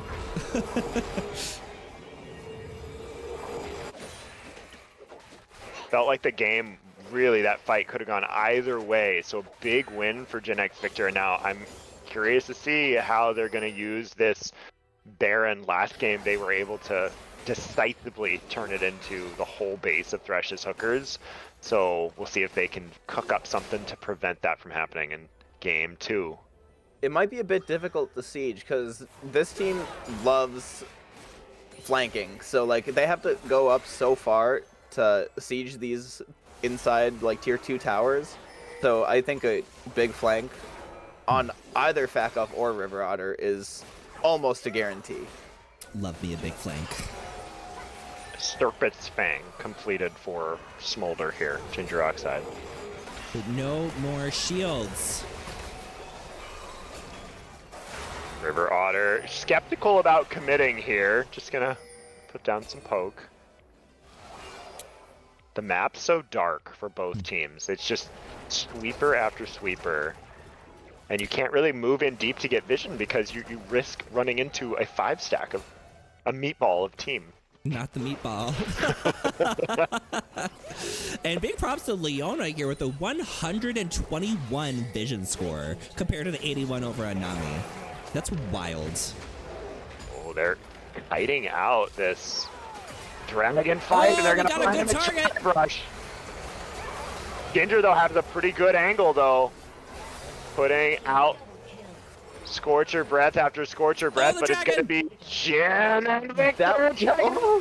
The kill, and they just can't find it. The damage is just not there. It was all the tank pushing forward. Go, Boom, Nar, will go. come up with these kills. Nar wins it on the top side of the Yeah, map. they're gonna go for the end here. Again. The turret is being unkind. They got minions coming up though. They've got 12 seconds that's till gonna be Nami game. comes. This is gonna be GG. That's 2-0, right? Yep, that's a 2-0. Oh no, not the 1-1. Man at 3 home. 2-0s to 3. They beat the half homophobic Thresh's hookers in game 2. Oh no. Well, who do we think is MVP for that game? I mean, again, I feel like the obvious choice is Boomer for getting all of those kills. but I want to give it to Eli for getting all those assists, because like they played, like everyone played great in the bot side on that team. So I say Eli. He says Eli. Sam, what do you think? Oh, there's so many good candidates here. I know. I mean, I loved watching this Gnar try to itemize against this Kindle Gym Scion in the top lane. Poggle doing a great job with that Blade of the Ruined King. I really tend to agree, though. This Eli on Leona played very well. Like, it's one thing to be on Samira, but you're really empowered by what your support can do, and Eli was finding those opportunities to go in and make plays in the bot side alongside Boomer and Chime and Aiden. I like the comment in the comments as well. Moon says Samira had to play so well to not get popped, and I mean her team really just revolved around her and made sure she had those opportunities to like get in and out whenever they needed to, because like we said, those juggernauts were not being kind to Samira, so she really needed the support to be able to go in there and really put out as much damage as she did. So big props to the whole team. We will get MVP to Eli on Leona. Congratulations. I would say definitely big props over to Boomer as well. Like to have the patience to be like, okay, I'm not gonna do the whole Samira greed inting kind of thing, because I've definitely done that. You get ahead and you're like, all right, time to go in and blend, and then you die. If Boomer has another performance like that for Game 3, we are contractually obliged to have them for an interview. Let's actually grab Boomer right now. Let's just do it. F it. Just for a quick second. Let's see. Where's the right channel? Where's Boomer? Is that Boomer? I think that is. Boomer, hello. Can you hear me? Yes, hello. Hi, I've stolen you for an interview. Is that okay? Yeah, that's cool. Sweet. Just really quick. How are you? How was your game? I'm good. The game was good. How are y'all doing? Great. We were excited to watch you work. Work with an ERK. I appreciate it. Yeah, I have an amazing team tonight, so I'm very lucky to have that. Yeah, you've done phenomenal. Your whole team has done phenomenal. Like all the help like that you give each other. Poggle straight up in the chat was like, Boomer, tell them everything. What is everything? Is there a secret we don't know about? I don't really know what that means. I'm gonna be straight up. I could pretend like I know what that means. No, but honestly, it's been such a great night for us. Like Aiden has just been playing around bot so well, playing around objective so well. Eli's been performing on support super well tonight. And Poggle holding it down in top lane and even causing us to win that last game just by splitting was insane. And Momo's always been our rock, Holographite, like in mid. Like if anything goes wrong, we can always rely on him to at least be going even at the least, right? But yeah, no, it's been a great night. We had some rough practice games today, and it wasn't looking great. But honestly, I'm really glad we turned out well tonight. So that sounds familiar. That sounds familiar. Did you guys have practice games before this? How did the practice games go? Is it kind of reflecting into the current games with how you guys practiced? So we've just been doing like flex games, just getting used to each other's plays, just getting used to how we all play together and interact, and just on and off, like since the teams got announced. But yeah, today we're like, okay, we'll do practice games, and those did not go well. And then like an hour before tonight, we did an ARAM, and it went very well. And I think if that didn't go very well, it might have been trouble tonight. But luckily it did. So fair enough. Poggle says, "Okay, don't tell them about our game against Soju." Oh yeah, one of our scrims earlier today, we were against a TFT streamer named K3 Soju, and yeah, we got a little worked. I'm not gonna say it was Poggle's fault, but it might have been Poggle's fault. That's all I'm gonna say. Hear that, Poggle? It's all your fault. Period. All right. Well, best of luck in your next game. Hopefully, you guys go 3-0. Thank you very much. You got any spice that you're gonna throw at us for Game 3? Maybe some spice. We'll see. All supports. Got it. Thank you. Sure. Best of luck. Good luck. Thank you. right, I will let them know we are ready. Foggle says, I'm spicing it up. Team can't stop me. I can't wait for no ban mode, No ban mode. which guarantees mommy meat flaps. Mm-hmm. And also, while we're getting into the next game, there is a league tournament survey available. John, where is that available? Is that in the announcements? Let's see. I was informed to let everyone know about it, but I don't know where it is. Let me look. CMSA. Announcements, League of Legends. There it is. Yes, if you go to our League of Legends tab under the announcements, let's see. Due to limited time between the ending of Season 15 and December holiday season, the LOL League team has decided to offer a new fun opportunity. We are proposing a pre-made team-based tournament in the break prior to Season 16.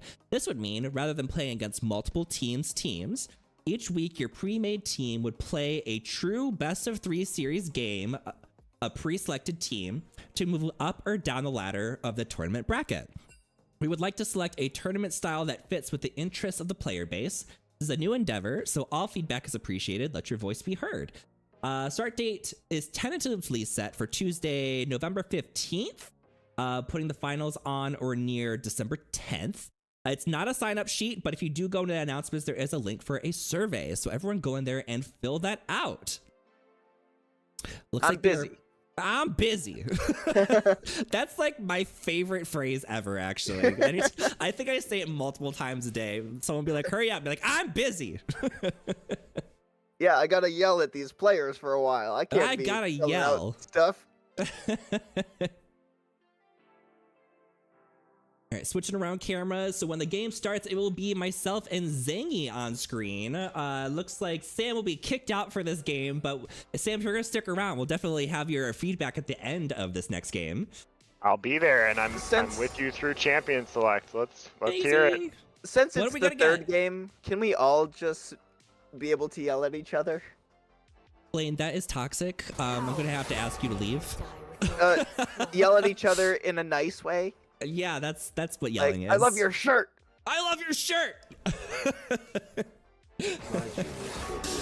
Wow. Oh, okay, so we're getting full homophobia, I assume. We're gonna see it for sure. Wow. Victor. Victor wasn't even banned last game, was he? They just didn't pick him. No, it wasn't. No pick, no ban. They said I no like the Sejuani. Sejuani. I was Ivern. playing a TFT, and in between each round, I would kick the stream on real quick, and I just saw Boomer's skills going up and up every time. That was I was actually like, a common comment. Every time we look at the stream, there's just more and more kills Yeah. going to Samira. He was 3-0, and I looked, and he was like 7-0. Again, And I no saw meat someone got flaps. someone got the shutdown, and they're really consistent with these Nasus, Ivern, Ash bans. Yeah, no kidding. Like we don't want these in the game. Senna? Watch this be Toggle Senna top. top lane. Yep. They Senna said we're gonna be speed is locked spicy. in.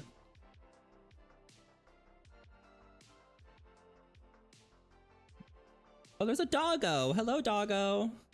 Always putting the headphones on the doggo. Hello, can you hear me?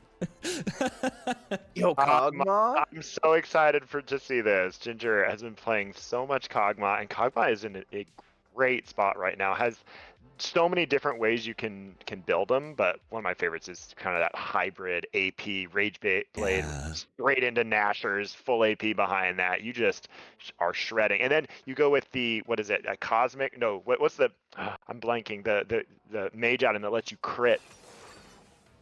So then all of your auto attacks are just critting for so much damage. Mm-hmm. Walk from House says Cogtua 2.0. Absolutely, that is what it is, Cogtua. Mm-hmm. Do we think we're gonna see a Kog'Maw Lulu or maybe a Kog'Maw Nami? Lulu is Kog'Maw so Melio. good right now. I'm surprised Lulu didn't get locked in with, like, right alongside this Kog'Maw. That's what I was thinking too. Melio's a great pick as well. I love me some Melio. He's a little boring sometimes, but the range extender The range on auto extender is attacks would be great. crazy on Kog'Maw. Mm-hmm. Hoggle says Nocturne with a Glock? Glockturn? Glockturn? Not the Glockturn. Victor has been chosen. Is it on the right team this time? No? Yeah, it's the right team. Yeah, it's on the right team. It's the right team. It's on the right team. We're good. We get to see the real victor. The Samira. What if that's Boomer on Senna? Kind of hoping it's like. And then what if it's a fasting Senna? Can we see that? Is that the spice we're gonna see out of Boomer? Fasting Oh, Senna? God, not fasting Senna. Pago did say he's spicing it up, so it could be anything. John said no Oriana Nocturne. Ooh, maybe no. We got Xerath, unless that's Xerath support. But I think we all know there are better supports for Kog'Maw than Xerath. Not that it's not viable. There are just better ones. And our last two bands. The artillery fire from Xerath Ultimate with Kog'Maw Ultimate. Right. And just anything else that Xerath throws. It's raining damage. Hallelujah. It's raining damage. Nocturnal. It's dark.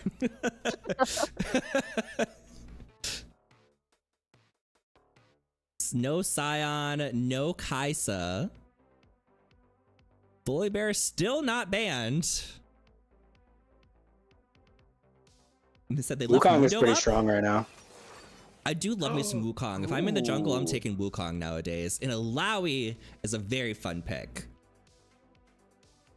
Alawi's just so great at everything. She can split push if she wants, or she can 1v9 if she wants. Well, that's how you play Alawi. Yeah. You split push until you get 5-man ganked, and then you win solo. Yeah. Ooh, and Nyla. So good right now. Yeah. Love this pairing. There's multiple builds you can go on Nyla. Blaze of the Ruined King has been picking up a lot of traction lately. But I'm curious what Boomer's going to do because Boomer has delivered in game 1 and 2. Katrina. You gotta appreciate Boomer can't play Samira, so he picks Nyla. And Akali. I haven't This seen an Akali is some carry in a long spice. time, so I'm very interested to see how the Akali does here. I'm assuming this is Poggle on Akali. I do. Oh, yeah. Don't you remember? Akali was their His number name. 1 played. Right. But Akali into Alawi? I don't know if that fares very well. I remember one of the times we played together and the other team picked Alawi, and Poggle picked Nefiri because it'll block, all the dogs will block the E. Tell me you're lying, Poggle. Poggle says it's Senna jungle. Okay, that's more spicy than I Say expected. psych right now. Jungle. Sungle, if you will. That would be something else. Oh my gosh. Well, based on the teams we've seen so far, Chef Zangy, what are you thinking about these team comps? I mean, it kind of just feels like Boomer just does his thing, and it's tough for the other team. But team comp wise, I kind of like what was it? Yeah, Thresh Hookers a little bit more team comp. The Nocturne's gonna get them good picks. Alawi could really just carry the whole game. I do like Ginger on Kog'Maw, and then the Lulu's very consistent as well. So we'll have to see what happens. Blaine, what do you think? I think that Thresh's Hookers are more, definitely have more of a pick comp than consistent, team fighting. Because, Nocturne goes in and they have to, focus one target to get the kill. But they are also just, throwing out consistent damage. Team comps overall, I'm going to have to give it to Ban of Homophobic. Okay. Sam, what do you think? I see Kog'Maw Lulu, and I like Kog'Maw Lulu. I think that Thresh's Hookers, they're playing for pride here. It's game 3. They've got some great team lined up. I don't think they're gonna fall into the trap of getting 6 kills over to Boomer early again. And so I like the direction that they've chosen with their team, and I think they have a really good chance in game 3. I feel like Thresh's Hookers does have a better team comp in general for team fights, maybe focusing on a split push with the Alawi, and just trying to catch picks with the Nocturne and just some huge poke damage from the Xerath and Kog'Maw. However, we have in the past seen many times where team comps like Gen X Victor go for the can we just kill you faster kind of build, and that's what they've kind of gone for here. Is we've just got tons of damage. We've got executes with Akali, Nyla going all in, Senna massive damage as a support. There's just a lot of burst and a lot of crazy damage coming out of that team.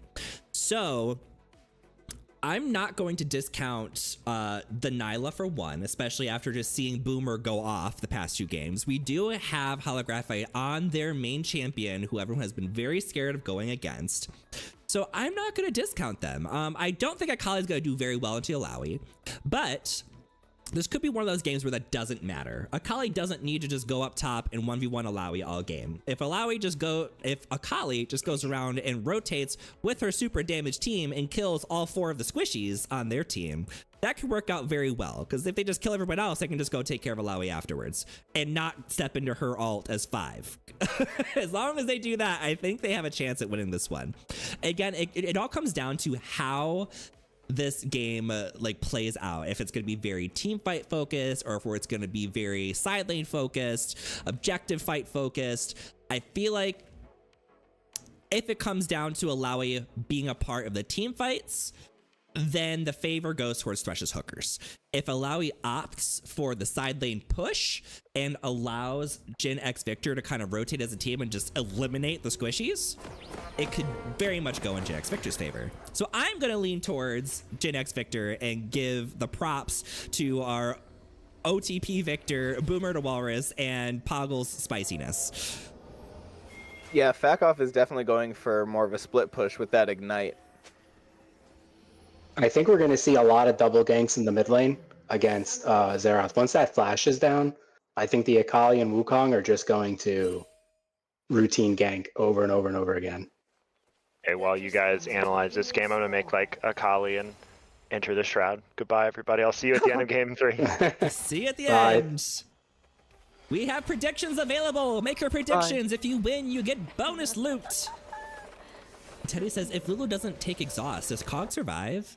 Heal on Lulu. That sounds scary for Cog late game. Well, let's just hope Cog just mows over them late game and he doesn't need it. I'm going to let the camera just kind of autopilot for a second. I'm going to go to the restroom while nothing crazy is happening since no one wanted to invade, unfortunately. I'll be right back. Have fun. Oof, got some trash talk building up now.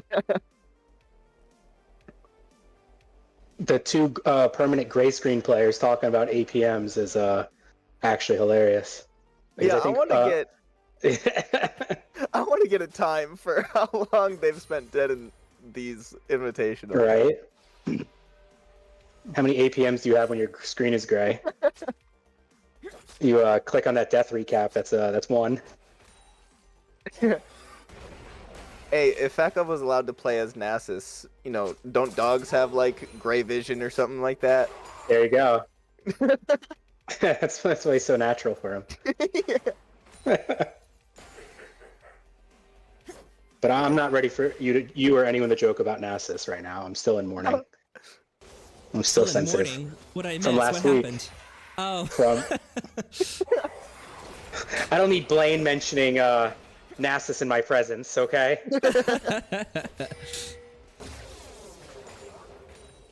Nasus? Exactly. Oh, Indeed, that's a good one. sus.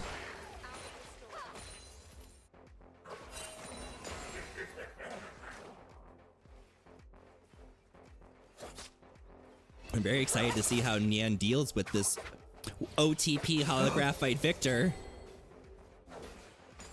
Akali being very aggressive into Alawi early on. I guess if you're gonna do it, now's the time to. Yeah, I was just gonna say. All right, now's the time to go in after the E was missed. Akali's super skinny, so let's see. Skinny. Maybe Poggle's big brain idea is like, if I'm in Shroud, he can't pull out my soul. He Probably can't see eats a me. lot of noodles though. Yeah.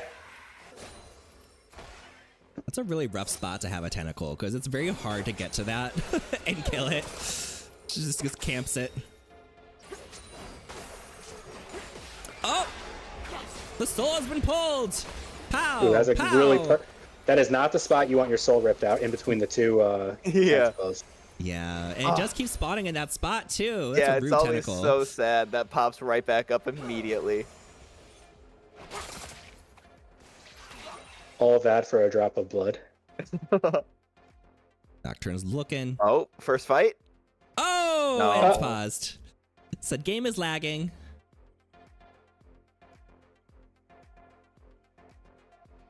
Let's do. Wait, why was the chat even showing? I had the chat turned off. Gotta make sure that turns off. John says FNC. What does FNC mean? Fnatic. Oh. Oh. Today says a drop of blood is Poggle's motivation. Ravenous? They should just be playing Briar then. Hungry? Hungry? Toes?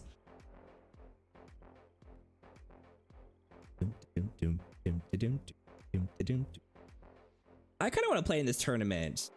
Am I going to be shoutcasting we're or am back. I going to be playing? That's Wait, what I wait. want to know. A little bit of Pichu both. left the game, but the time Yes. is... Wait, what?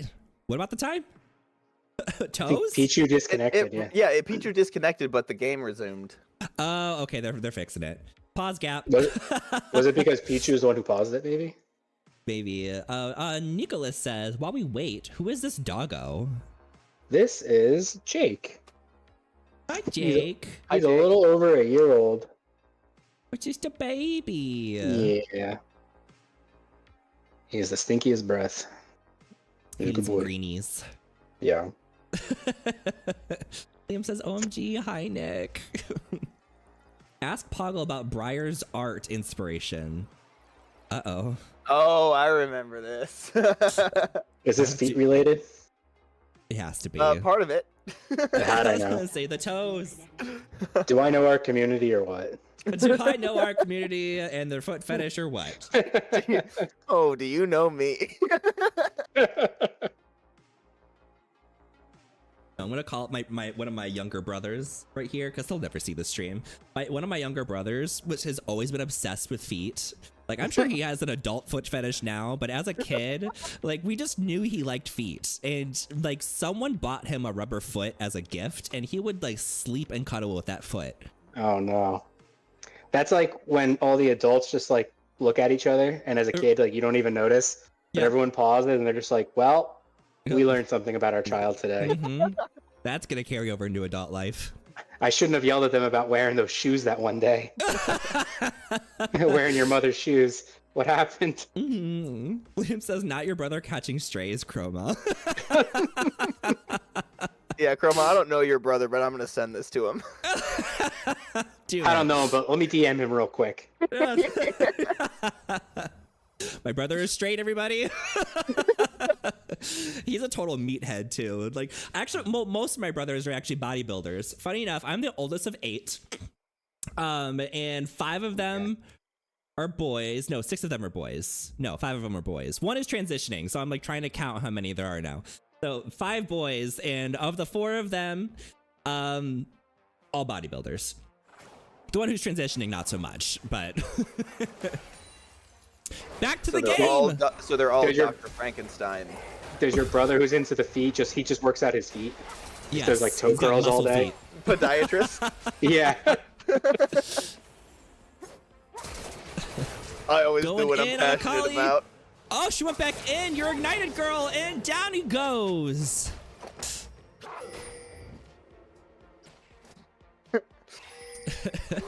How fitting that the the stream I cast devolves into feet talk. Feet kinks. Yep. Liam said we don't kink shame here. The straights Fitting can have or kinks inevitable?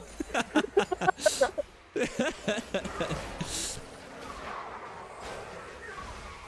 Oh, and down I will goes the monkey. If the I will flash say was up- over the yeah. Sorry, go ahead. I was just gonna say if the flash was up, that would have been a survival. Oh, for sure. I was gonna say the gank over the Raptors wall is one of my favorite spots to gank, and no one really ever expects it. So that's always I such do. a prime spot. You know, sometimes you see the wards in there for sure, but Yeah, that's why that's always such a good spot for award for you. I only ever see it whenever someone plays Zac. Like any other time, I don't really see it. anyone who can go over like a wall, Wukong. The flag and drag. Yeah, Flag and drag. it's especially good for Jarvan. You just EQ, alt, and then you could flash right out if you have to. Yeah, I can see if you have ult up, but I feel like with Jarvan, having to use both of your abilities just to put yourself in the right spot is a little frustrating. Oh, for sure. You're like, I'm here, I'm gonna auto you now. Yeah. So I used to like lethal tempo Jarvan a little bit back in the day. Not as good now, right, with the new lethal tempo? Yeah, because it scales off on hit, right? Or something like that. Yes. Yeah, so there's not a lot of, there are like on hit things you can do, but it's not really worth it at that point. A summoner has reconnected. Should just go Kog'Maw build on Jarvan and see what happens. That would be pretty fun. Yeah. We can do like Kraken Slayer into Blade of the Ruined King into Nashers. That'd be fine. I've done it. Not It's Nashers, you just kind of get blown up pretty quick though. Yeah, but, that's fine. Yeah, you just go in, Yeah. slap people around a little bit. It's all about slapping. Slap, Exactly. Slap, slap, Meat slapping. Not the meat slapping. Oh no. Wukong is getting the grubbies. First objective claim of the game. It's a little late for Aiden. Yeah, Aiden's been on point with all these objectives, and for one to start this late. Game freeze. When does Grub start? 5 minutes, I believe. As our resident jungler? I think 6.5. I want to say it comes a little after the dragon. I think dragon's at 5, isn't it? Dragon is at 5. I knew that one. John Yeah, says so I think 6 it's either minutes. 6. Yeah, 6. Okay, there you go. I don't jungle, so I don't know these things. I should know these things. Watch her go in. Yeah, I was just thinking. Ooh, I was ready for it. I was like, what's the most Poggle maneuver that could be done right now? Poor Pichu is just having a struggle staying in this game. Yeah, I was promised some spice. The internet gods are being unkind. Ooh, Oh no, my Good spirit. that was a really good slogan. My spirit has been tested, and it didn't Please work step, out sis. well. Leave my spirit alone. Not him being right there. Hello. The passive hit. Wee! Take the blasting cone, girl. It's dark. Not dark enough. Whack.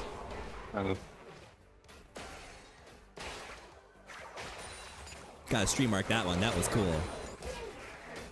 Yeah, Aiden just hiding. Waiting Just for hiding. the perfect moment to strike. Yeah, taking advantage of that level difference. I'm still waiting for Is some that a big plays monkey? in the mid lane. Or I guess he was 6 actually. So Backline just keeps hitting these Test of Spirit. Yeah, I think you know, that's what it's called. I think we all kind of predicted that Akali wasn't going to do well into the Alawi. But like I Yeah. said, as soon as they get to the point where Pablo gets to leave the top lane, maybe they'll be okay. Oh, yeah, I and definitely that's a expected more roams. full damage from Alawi too. With the Dirk first. Oh yeah. Dang. Instead of looking out for their top side, said, Akali, don't die. Got you, girl.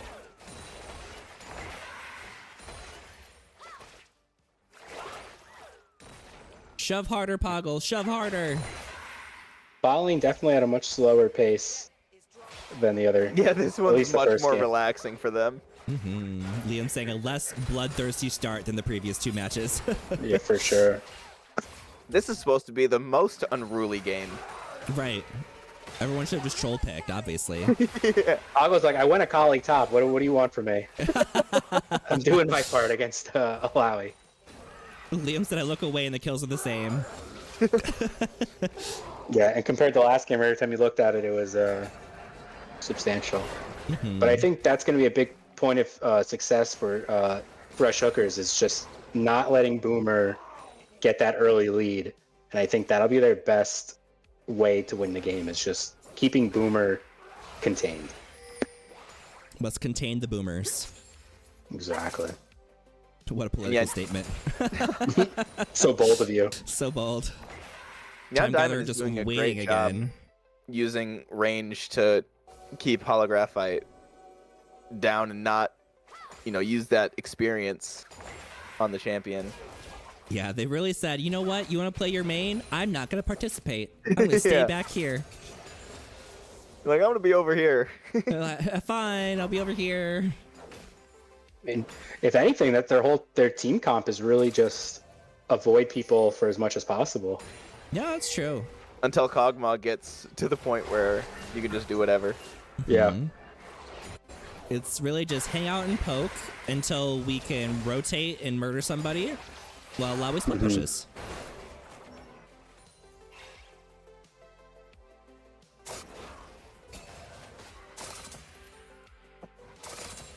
Wood grubs have spawned. Got Nocturne taking them this time. Wukong is opting for the dragon. So the first dragon is taken. He said, we're not going to let you have these for free, though. Oh, Ooh, stolen one. That's 4. You guys should probably just let them have that one. Don't risk it, That Poggle. is That's the a little worst too feeling. spicy. Oh, The worst feeling for a jungler. You're like, well, no one's gonna steal it. I don't have to smite it. It's the first scrub, Mhm. and a laser beam comes out of nowhere. Mine. Yep.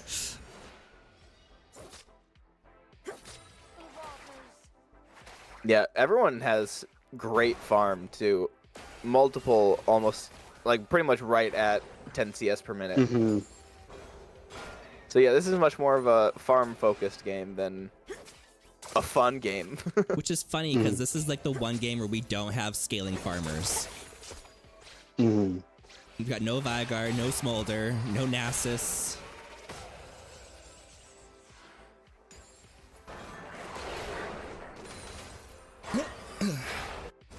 Yeah, it's like old McDonald out there. Old MacDonald had to farm 10 CS a minute.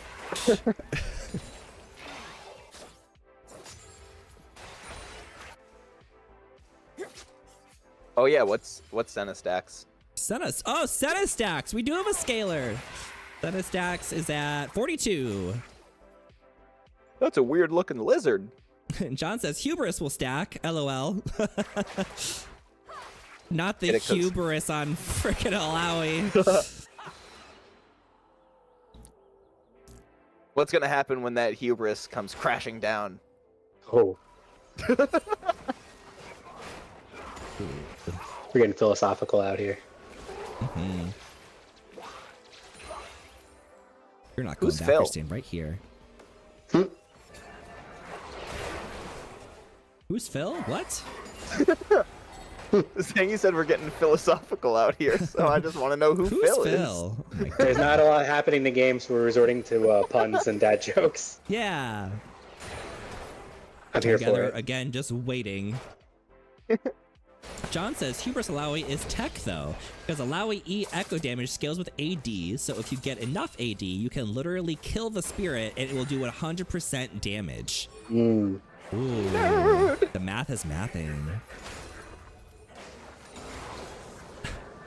Phil, But I that's wonder- Danny DeVito John, from what Disney's did you- Hercules. Jeez, But I John, wonder you go if- to college or something with all this like science and stuff. You're yelling. You're ruining the game for us. We're making Whoa, foot he's jokes burning. and meat slap jokes. Mommy meat flaps. Yeah, we've been saying It's meat getting flaps for the dark past in here. 45 minutes. And John, I've been saying well, mommy meat actually, flaps for 4 seasons, so I don't know where y'all have been. And hey, we got some action. We got a few ults used. there you go. Here we go! Slam! Oh, there you go. And I was just gonna say, I do like the AD Alawi, but against an assassin, you have to wonder if just going tank would have been the smart. Like, I don't know if a tank Alawi there would have died. Yeah, I No, don't yeah. think so. And now that Alkali has completed the Storm Surge, that's going to be lots of damage coming down. Right.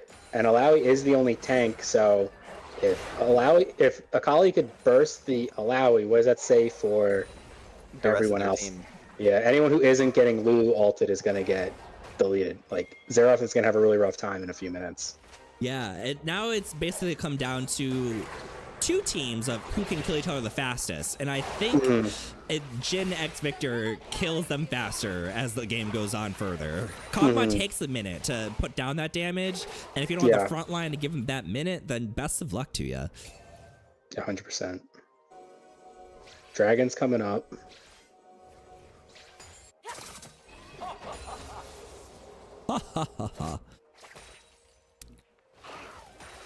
Dragon coming up. We got Rift Herald.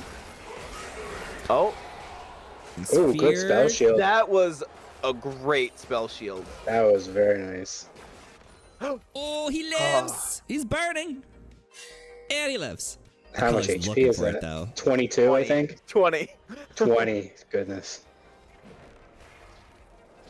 And you know, we're talking about Akali shoving in and rotating. That isn't even really an option as much because Xerath is literally just camping under their turret. That is true. Like, where are you gonna go? Bot lane? Even bot lane's pushed up to their turret. Yeah. Yeah, everyone, they're doing a good job playing really safe and just keeping the damage mitigated and letting themselves scale. And John says, to be fair, neither team has a front line. True, which is why That we're was a good saying point. like Jin X Victor doesn't really need one because they're just there to kill you as fast as possible. Right. Yeah, Yeah, even that the was- Wukong is going lethality. That was a big fight top. We have action all over the map finally. It's good to see. Wee! Oh, Poggle coming back. Oh, slam dunk. I got tired of the ninja bullshit. Uh-oh. Spin to win. Yeah, lethality That was a Wukong is lot of going to damage do. there Yeah, too. For both Yeah. sides. yeah. This whole game is, that's a lot of damage. Now, are we gonna see the oh, how could I forget the name of that item? Axiom on Nocturne. Oh, we have to. Are we gonna get I want to see it on darkness Wukong. every 20 seconds? I feel like the next item might be more attack speed based and then into Axiom, but I could be wrong. Like a hex plate? Yep, that sounds about right. Got it. Double. That is Dragons the are tied now. Nocturne item. Yeah. Well, it'll be a nice change of pace for Fakov and Poggle to see a black screen instead of a gray one. Yeah. Like, this isn't the right color. No, what's You gotta- happening? they're gonna pause it. I gotta adjust my settings. It is funny that they are the two that have died the most, and either tied or winning, or losing, depending how you look at it.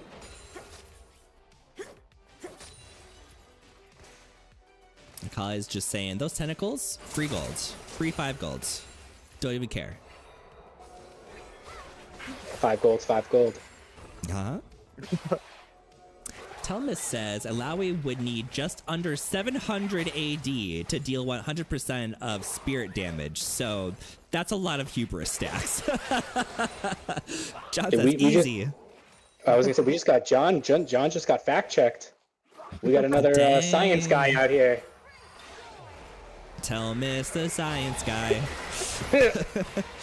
We're going in! Oh, What a huge knockup. Lulu ult there. Ooh. Good try, Was- Nyla. Oh, For sure. He's here for Ginger Oxide. Ginger Oxide said no! Oh, Oh. triple kill? And he- Wow! Poggle comes in Okay. with triple kill. The Poggle cleanup. I didn't think that was gonna go that way. I'll keep it a buck. I thought that was gonna definitely be a quick If it kill. was any ADC besides Nyla, it would have been. Only she could survive 3 people railing on her. Right. And that extra damage and that extra time just set it up for Poggle, so that worked out. Yep. Damn, can't believe Nyla got railed. This will be my first game in probably It's a lot of meat slaps. 5 seasons where I've seen Akali just really pop off and carry. Teddy says, who let Poggle get screen time? Poggle. Poggle demanded screen Poggle time. demanded the screen time.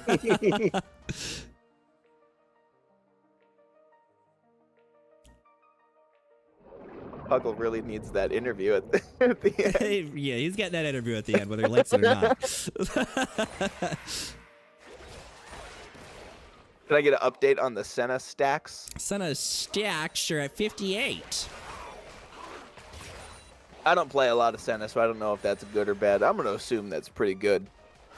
I've been seeing a lot of pumpkins drop around the map. A lot of pumpkins. 58 sounds like a good number, so yeah. I need 11 more. The monkey is going in.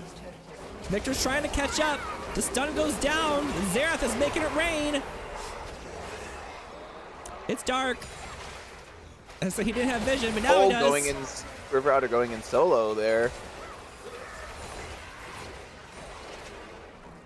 Whee.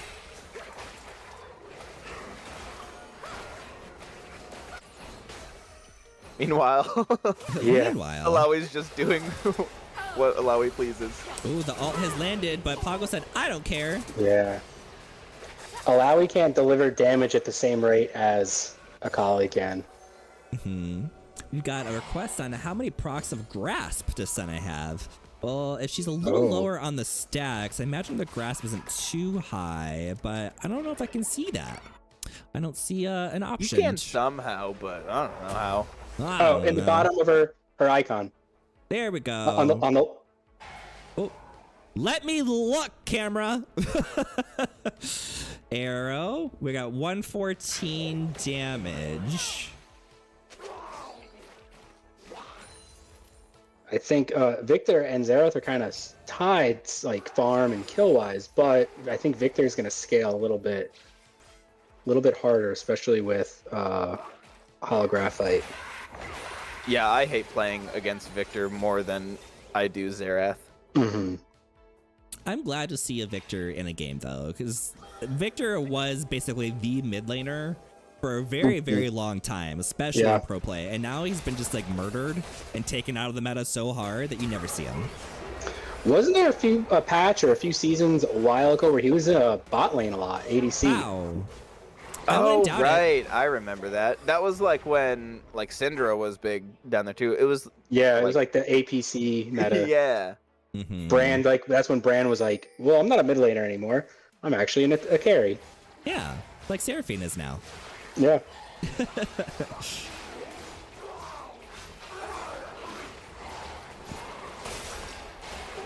Oh, another fight top. We got fighting everywhere. And Puggle murdered Alawi. Wukong secures the dragon. Is Boomer gonna... No, never mind. They get dragon, but they lose a few lives for it. Yeah. Honestly, worth. Oh, heal was used to get quicker movement speed. Ooh, Victor for the cleanup. That dodge. Skinny, but not quite skinny enough to dodge that stun. This is just another instance where... Them cooldowns will get you, girl. This fight has gone every single way multiple times. Wow. I was just going to say, it looked like Jin X Victor. Oh, Shootsy scores. Yeah, it looked like they had it, and then it turns right back around with the Victor coming in, and then... But Nine Dynamo Ginger turned pumping out so much damage. That was quick. Akali finishing the Shadow Flame and their pen boots. The damage is real, and Alawi is still just forcing that lethality. Yeah, I'm not sure about that.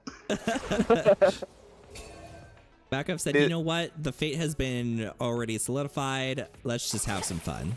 It sure is a choice. Oh yeah, my. It's a choice of death is what it is. We almost got him there. Ooh, they did get him. Got him. Okay. Hey, 700 AD incoming. Yeah. All right. It's working. Like, okay. Did Akali have a shutdown there? Or no, I think... Sure, why not? Died. Sure, why not? Yeah, I'm not sure either.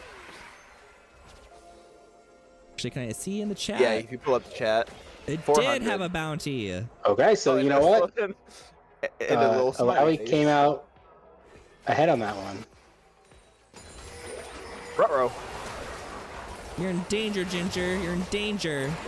Down they go. That's the kill. Well played, though. That's not what you want to happen when you have a 2v1. So that was really well done. Ginger, they're also working on, is that a wit's end there? Yeah. Yeah, looks like it. I mean, they need something to survive because, like we said, they don't have a front line. Yeah, that's going to be really good on them. What's The Akali. Use some with wits into attacks. Terminus. Yeah, I was gonna say Terminus could be an option as well. Oh, yeah. And then after that, they might just have to go into like a jock show. Yeah. That would be really good. When the Kog'Maw's gonna be tankier than the Alawi. Yep. That was actually the build that the AI had me do for, what's his name? Varus the other day. It had me do that build specifically with the Blade of the Ruin King, the Ginsus, into the Terminus and Jock Show. I was like, okay, sure, why not? Oh! The explosion's gonna get you, girl. Yeah, they're dead. Oh, nope. Never He's gotta mind. go this He way. juked him. That was a really good juke, though. Red team's turret has been destroyed. Oh, Teddy said the Toggle could Callista just build? melt turrets. But I this saw is support Callista doing that the other day with the Jock Show, and I was like, what the hell? This is the second time, though, Kog'Maw has been pretty much alone and has taken the trade.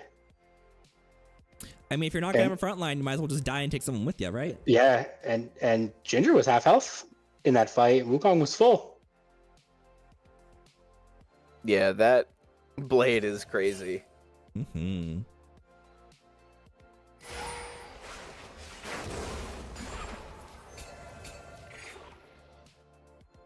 Clearing out vision.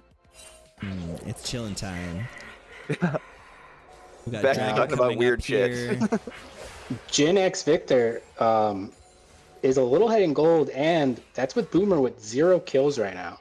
So, be interesting to see if that he can pick up some kills. That the gold lead's gonna increase significantly, and then the game that kind of seems even now may really fall apart for them. Yeah, that gold That's a lead cool is back. definitely from all the CS that they're basically focusing on. It's fighting time. Here comes a dragon.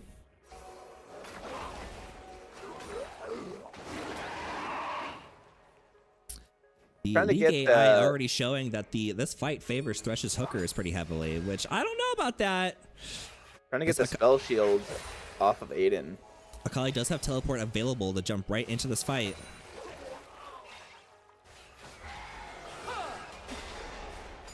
Oh, that's going to be a lot of damage.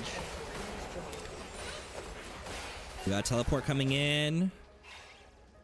Akali is in base.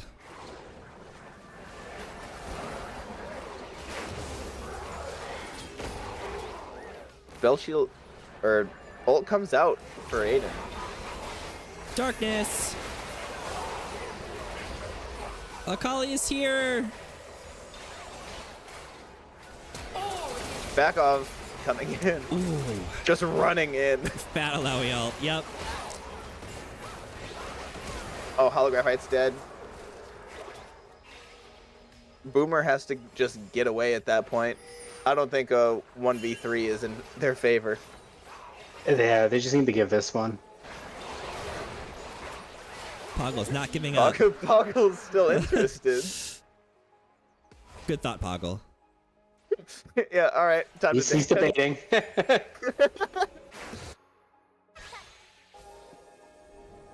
All right, well, the 80 Alawi's really pulling through. You land one soul rip, and you take someone out of a fight. Yeah. Yeah, that's half HP. Leave it to Fakov.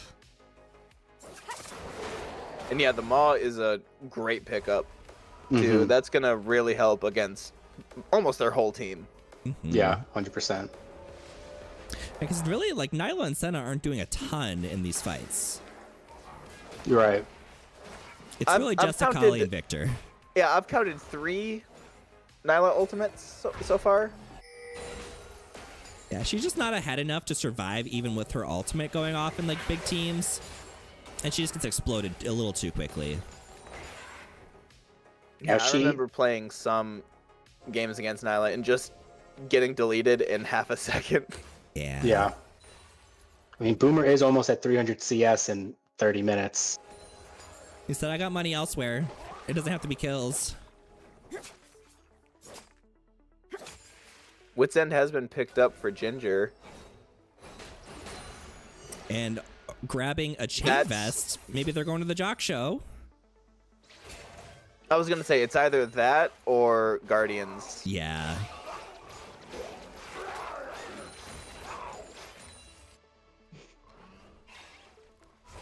It's farming time.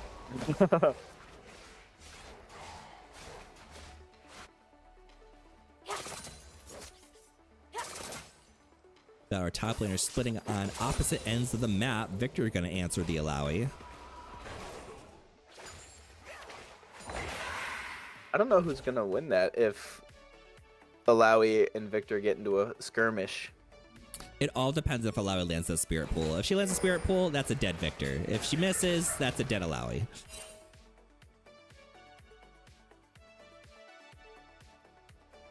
How skinny are you, Holographite? Ollie's level 18 already.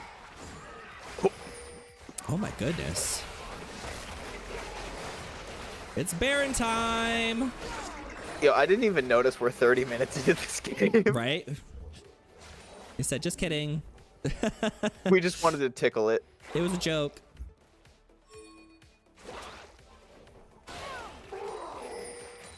Broom broom. Yeah, Thresh's Hookers still have a lot of standing gold left around the map. Oh, talking about grabbing a giant's belt now. Are we going to Randuin's?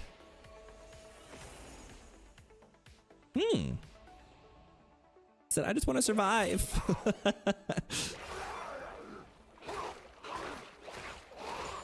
that's not Randuin's. Sunfire? No.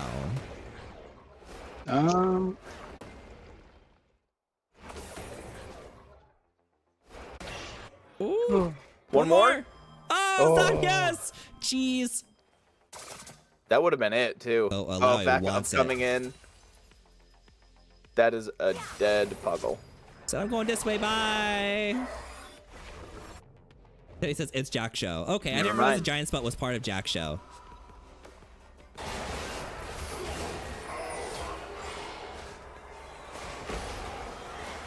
Gotcha, Holographite. Teacher's gotta get out of there. Oh, going in! Catches the stun and the hugify. I said, I'll go back this way now. Bye. That was Could be a scary Baron for opportunity. everybody. We do have Alawi splitting on the bot side, so while they do this Baron, they're going to be losing quite a bit down there. Yeah, Ginger can just throw ultimates, living artillery, this entire, like, while they're fighting in there. Like, they're just gonna have to keep dodging. He doesn't have it up, though. Nocturne Oh, steals good it! steal! Holy Can they win the fight, cow! though? Can they win the fight, though? That's gonna be important. Comes out even. It is really here comes tough the ult. outsmiting a Never mind, Nocturne here we go. when he's ulting. Right. Oh, down he goes.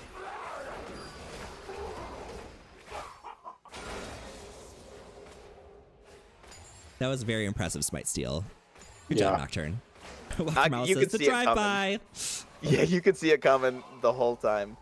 Yeah, the health like lined up perfectly as he was coming across. It was like Yeah. 1300, down. Last I saw it was It's 500. really nice.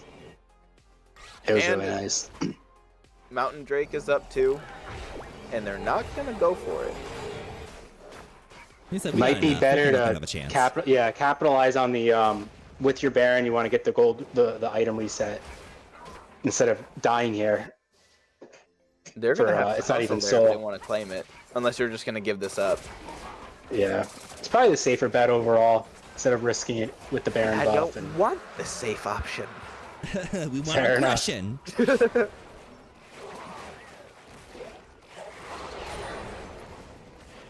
Alawi's gonna be getting top turret here. Sending 2 to try to That's- answer her. So much damage per hit. What is that idol made of? Not opportunity. Oh my goodness.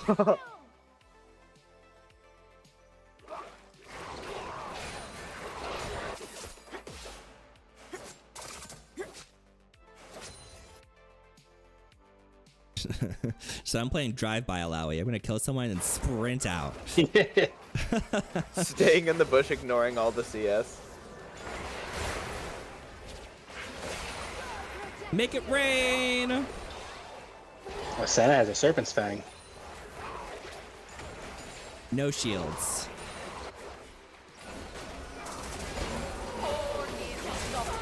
Ooh, not quite enough that was sustain bad. to allow you to survive a 2v1. Yeah, if you don't get that soul rip, it's not going to do much.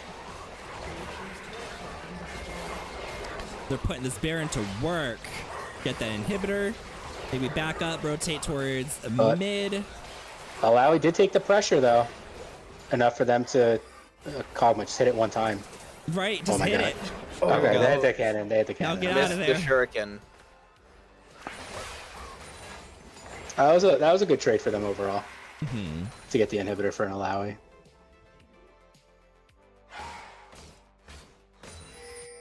All right, I everyone's feel like this backing game would away. definitely be over already if Alawi went in normal build. Yeah. Yeah. It's definitely entertaining watching the damage, but yeah, I think a full tank, the Akali would not be as fed. Not at all. But Fagov is making it work. It's making it work.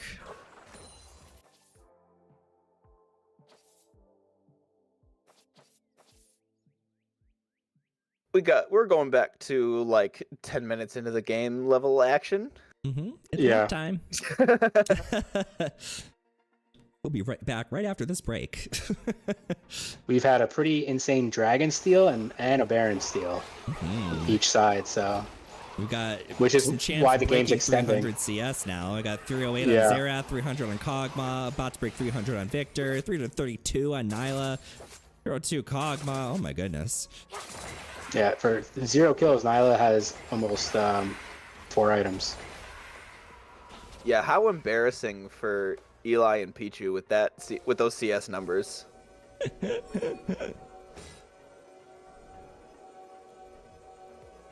All right, we're committing 3 people to top side here. Surprised we're not trying to force down this mid turret, this tier 2. Mm-hmm.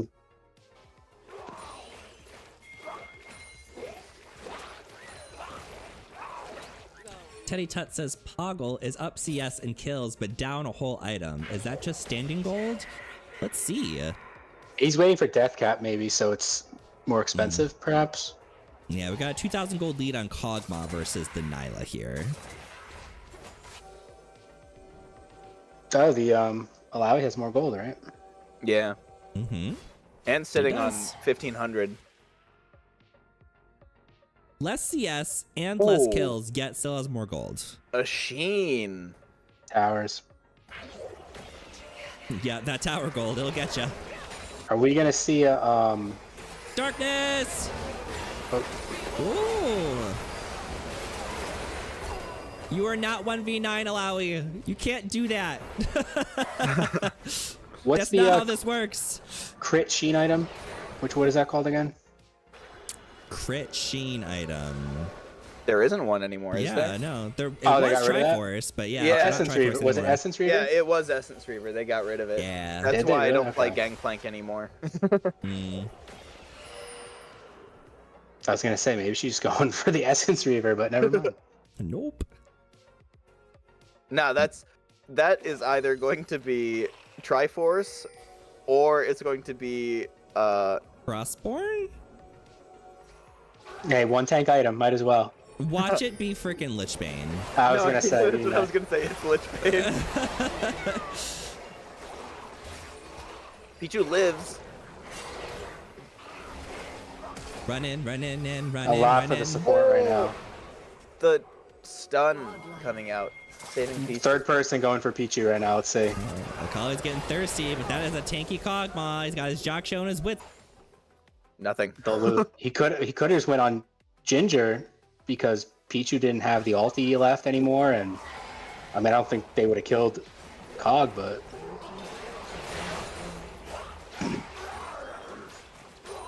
Yeah, push it to the Nexus. Cause we're in it to win it. We're alting Senna. Yeah. Winning. And gets it. Someone get Blaine to do play-by-play in his Vygar voice. Quick, Blaine! Play-by-play! Well, that went well. That was enough of the stall for them. No, that if the tables were turned, it would show you no mercy. What's black and blue? It is just to show you the definition of pain! Oh my god. You got the voice actor over here. It's only a short way. It's not a short joke. What happened? Oh, we got holographite. Look, he's positioned. Oh. He's waiting. Pow, pow! The magic resist saves her. Ginger is still alive. Is this? Okay, there we go. Darkness. And a pop. Wow. You know, holographite was really on the edge of his seat there, waiting in that bush. John said, "Are our casters going crazy?" Yes, we are. No. I'm just like this. Yeah, Blaine's been crazy. I am crazy. Stop laughing. Stop laughing! Did you get the new Vygar skin? Which one? Fright Night? The Halloween one, yeah. I did not. Oh, it's so good. The dance is so cute. Because I have Super B villain Vygar.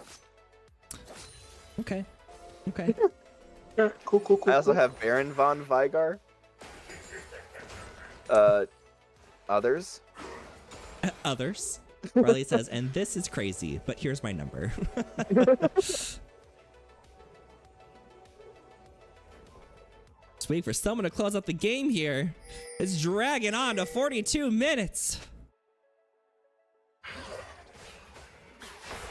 One more Baron. What's the Senna stacks?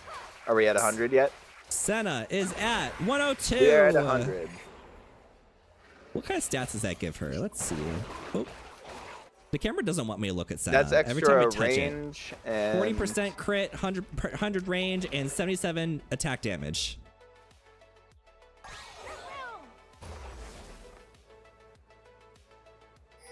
$400 CS. Wow.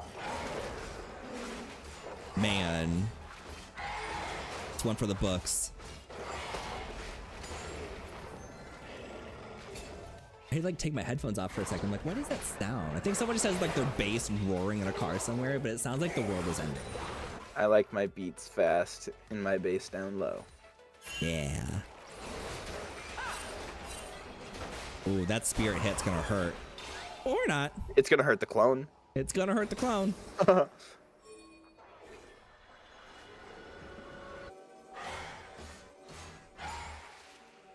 Baron time. We're going lethality, crit, Wukong right now. It's the antics. Yeah. So if they start on this Baron, okay, never mind. They're not going to. I was gonna say if they start on this and Gen X Victor start the fight, that means Fakov will be out completely because no teleport. Oh, uh-oh.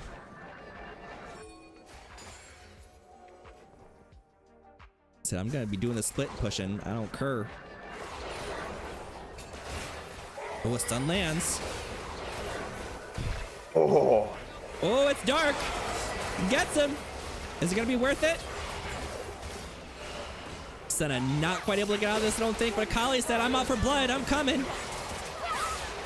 Execute.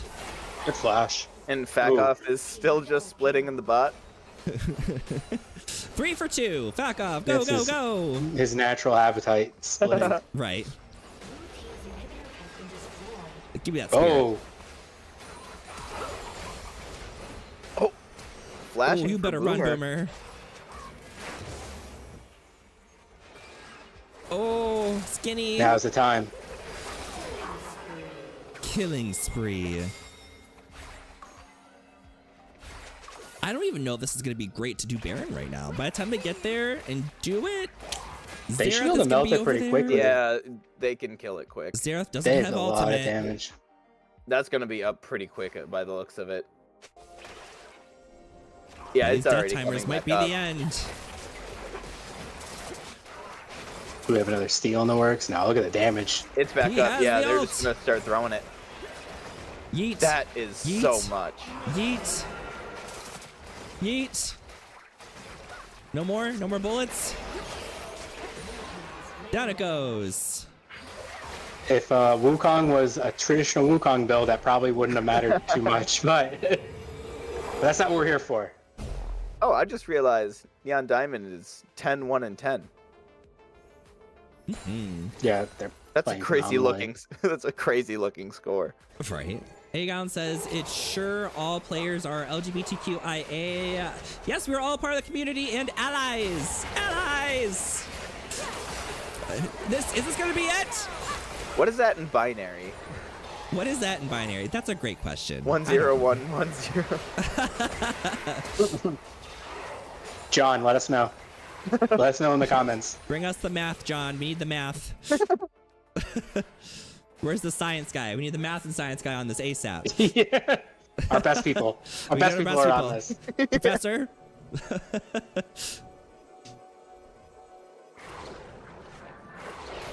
When Elder's John coming up says in a 42. minute. Shark Attack says 22. Well, that's so unreliable. Who am I I'm gonna supposed say to trust? 36. Counted them myself. 36 last year. It was 37. These ones are I think bigger it says than meat last slapper. year. I don't care how big they are. Harry We're Potter getting a fans? bait set up. Oh, they're masterfully baiting. We got the soul. Oh. Darkness! Making it rain. Akali goes down. Run, Victor, run! Bakov just slammed down a mountain Yeah, on top of them. The hammer of God. That was a lot.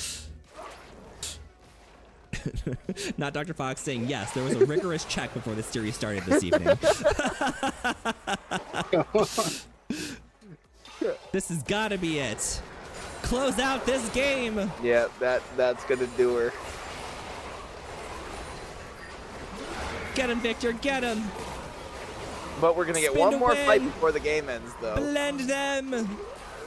Pad those KDAs, pad those KDAs. Darkness!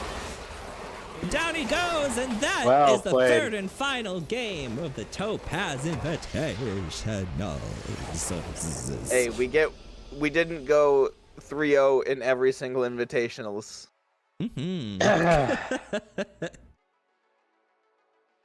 Not saying Poggle saying win trade or what? And welcome back, Sam. Glad to be back. Oh What my a game. goodness. Yeah, seriously. Well, based off of what we saw, who do we think was MVP? Going on the line, Chef Zangy, what do we think? Come back to me. Okay, Blaine, MVP. I think Ginger kept them in this game. Okay. Like when it got into the mid game, like getting those kills bot lane, like against Wukong, against Victor, those couple times, that definitely kept them in, and that allowed Neon Diamond just to start taking over. Okay, Sam, do you have an opinion? I have a huge opinion. I will say, first off, there were so many great moments in this game, like Pichu Uwu just saving lives, like left and right. I loved it. We had Thundercats coming in there with that Baron steal. It was so hype. Yeah. The lethality Alawi from Fakov, like what a special. And Ginger Oxide, the tankiest member of all 10 in there. Yeah. On Kog'Maw, but I would give it here to the snipes, the off-screen kills that was Neon Diamond, and just look at the damage, 69, right? Nice. That's my Nice. MVP. Hey. Not the 69. Oh my goodness. Well, back to you, Chef Zangy. What do you think? I'm gonna give it to Fakov because he started with a mission. He knew what he wanted, the lethality Alawi. He stuck through it. He was getting deleted by Akali for the first half of the game, and then just it all clicked, and he was just started deleting people. And that one bush camp at the end there, just so much damage so quickly, they really weren't able to counterplay it. So I doubted it, and maybe other stuff would have been better, but it was really entertaining to watch, and it ended up working out. So I'm going to throw it back up. Everyone on their team played phenomenally well. Both teams did really, really well. But yeah, that was just, he stuck to it, full commit, and it worked. Yeah, it really was amazing performances from everyone on Thresh's Hookers. So for the first time in forever, MVP goes to everybody on Thresh's Hookers. Woo! Very good job. Wow, what an eventful few games. Let's go ahead and grab Poggle. I know Poggle really wants to come in for an interview. They can talk about that choice for the Akali up in the top and how that went versus the lethality Alawi. Let me go find them. Let's see. Channels, League of Legends. Where is Poggle? There's Poggle. Poggle, hello. How are you? Good. How's it going? Well, we were very excited to see you go into the lethality Alawi. How did you feel about the game? So I knew that I wanted to be spicy, but I didn't know how spicy. And I saw the Alawi and I was like, you know what? Normally I'd do Nefiri against that, as Blaine probably was saying. I did mention Yeah, that. he's seen some shit. Actually, normally I'd do Belvath, but we know where that one went. No meat flaps this today at all. General period. Oh, is that what we're calling her? She's mommy meat We've been flaps. calling it this entire time. I've been calling her mommy meat flaps for 4 seasons. If you guys haven't heard it yet, it's because you're not watching the stream. No, I'm with it. I can confirm. I think that should be her official in-game title. And her E ability is called slap, slap, slap, slap, slap, slap, slap. Absolutely. Especially with the new lethal tempo, she's crazy. I understand why the enemy team didn't want me to have that. Oh yeah. And we've seen that Akali is like your highest mastery, yet we haven't seen a whole lot of your Akali this season, have we? No, not really. I think, weirdly enough, my highest mastery champions in order are like Katarina, Xerath, Akali. And Akali is kind of like mixed between top and mid, but the other two are definitely from when I was a mid laner. But yeah, I don't know. I liked the matchup in lane. Obviously, I liked that teleport into a triple kill when my bot lane was like, yeah, that was great. I think we win this. Oh Play no, the we game. don't win this. And I was Play the like, game. okay, I'll TP. Yeah, and you just say, watch this. Yeah. We don't win this. I win this. Yeah. A couple hiccups there in that last game. I mean, especially at the end where I was like, oh, it's just Alawi. Let me press E into this bush. Yeah, And, just lethality Alawi. She thought the same thing. I would take those. Yeah, and then if the it moon was hit just you. Alawi. Yeah. Yeah, I mean, also big credit to the entire enemy team. They all played it really well. Yeah, definitely. They came alive in that third game. Neon Diamond was impossible to hit. Like, I could not get on them in the fights at all. It seemed like that was their whole strategy. They saw the OTP absolutely. Victor was chosen. They're like, you know what? I'm just not going to participate in this nonsense. I'm going to stay all the way back here. Like me in the Mundo game, because that's what that champion does. Mm-hmm. You don't have Warmogs yet. You just last hit with Q and then back for Warmogs. Back for Warmogs. But what I was alluding to earlier in the Twitch chat when you dragged Boomer in was I told him to tell them everything. I was referring to the sheer amount of sweat dripping down our foreheads. We were the sweatiest team I've ever played on. We did some insane scouting where I was actually watching the enemy team's practice games and figuring out, okay, how does River Otter path? And we knew for the most part where River Otter was going to be for the first like 7 minutes of every game. So when we were making a play bot lane, I think in the Sejuani game, I don't even remember who I was playing. I think there were 2 Sejuani games even. We were making a play bot and Aiden was like, so based on Poggle's scouting, the Kane should be top. And then I put a ward down and saw Kane, and I was like, wow, it actually, my scouting was correct. See, everyone really else put in the was sweaty playing. work. Everyone else was playing League of Legends. You're playing 4D chess.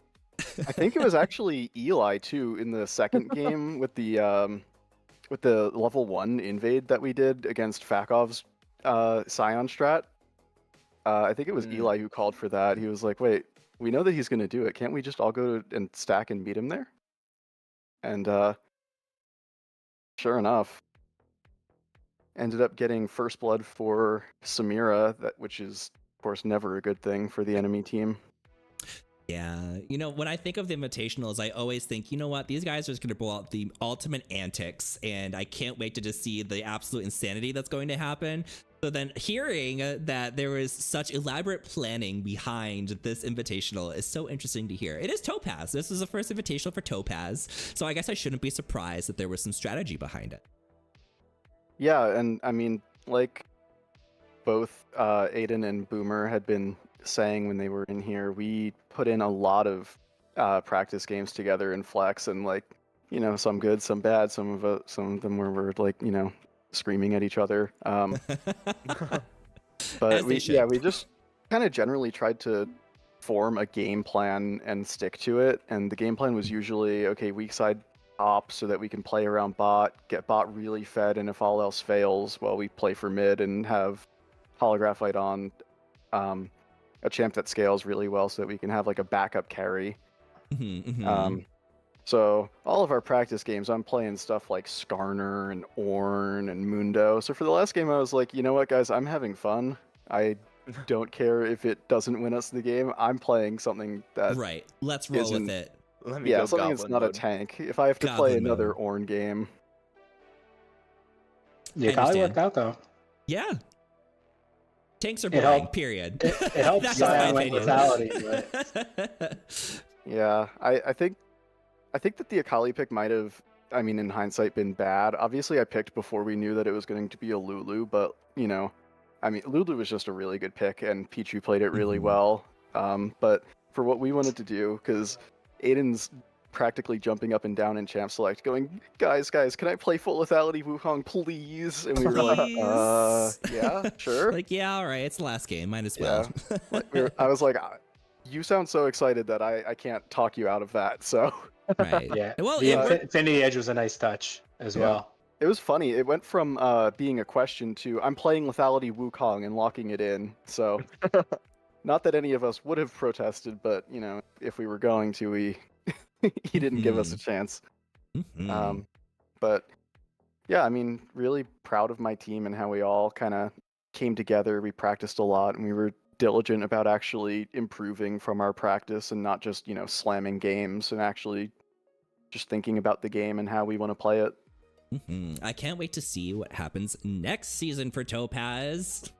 Probably not a lot of Belveth. I think word on the street is it's word banned on the street. forever. No Belveth ever. No. We're gonna make sure it gets squeezed in sometime. Some other players are gonna put going down 03 to some get a ticket. donations I was to gonna make sure it say, come through. yeah, in for a ticket to play Right, Belveth. for a ticket. Yeah, watch out week 1. You don't want to be on Poggle's team. He's losing all games.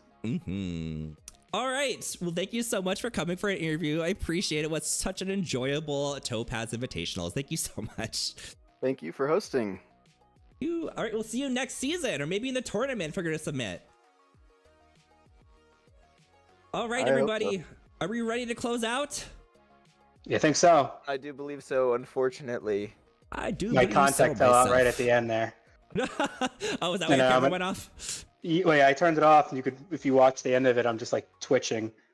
And as I queued up a game, so now I'm playing with one eye.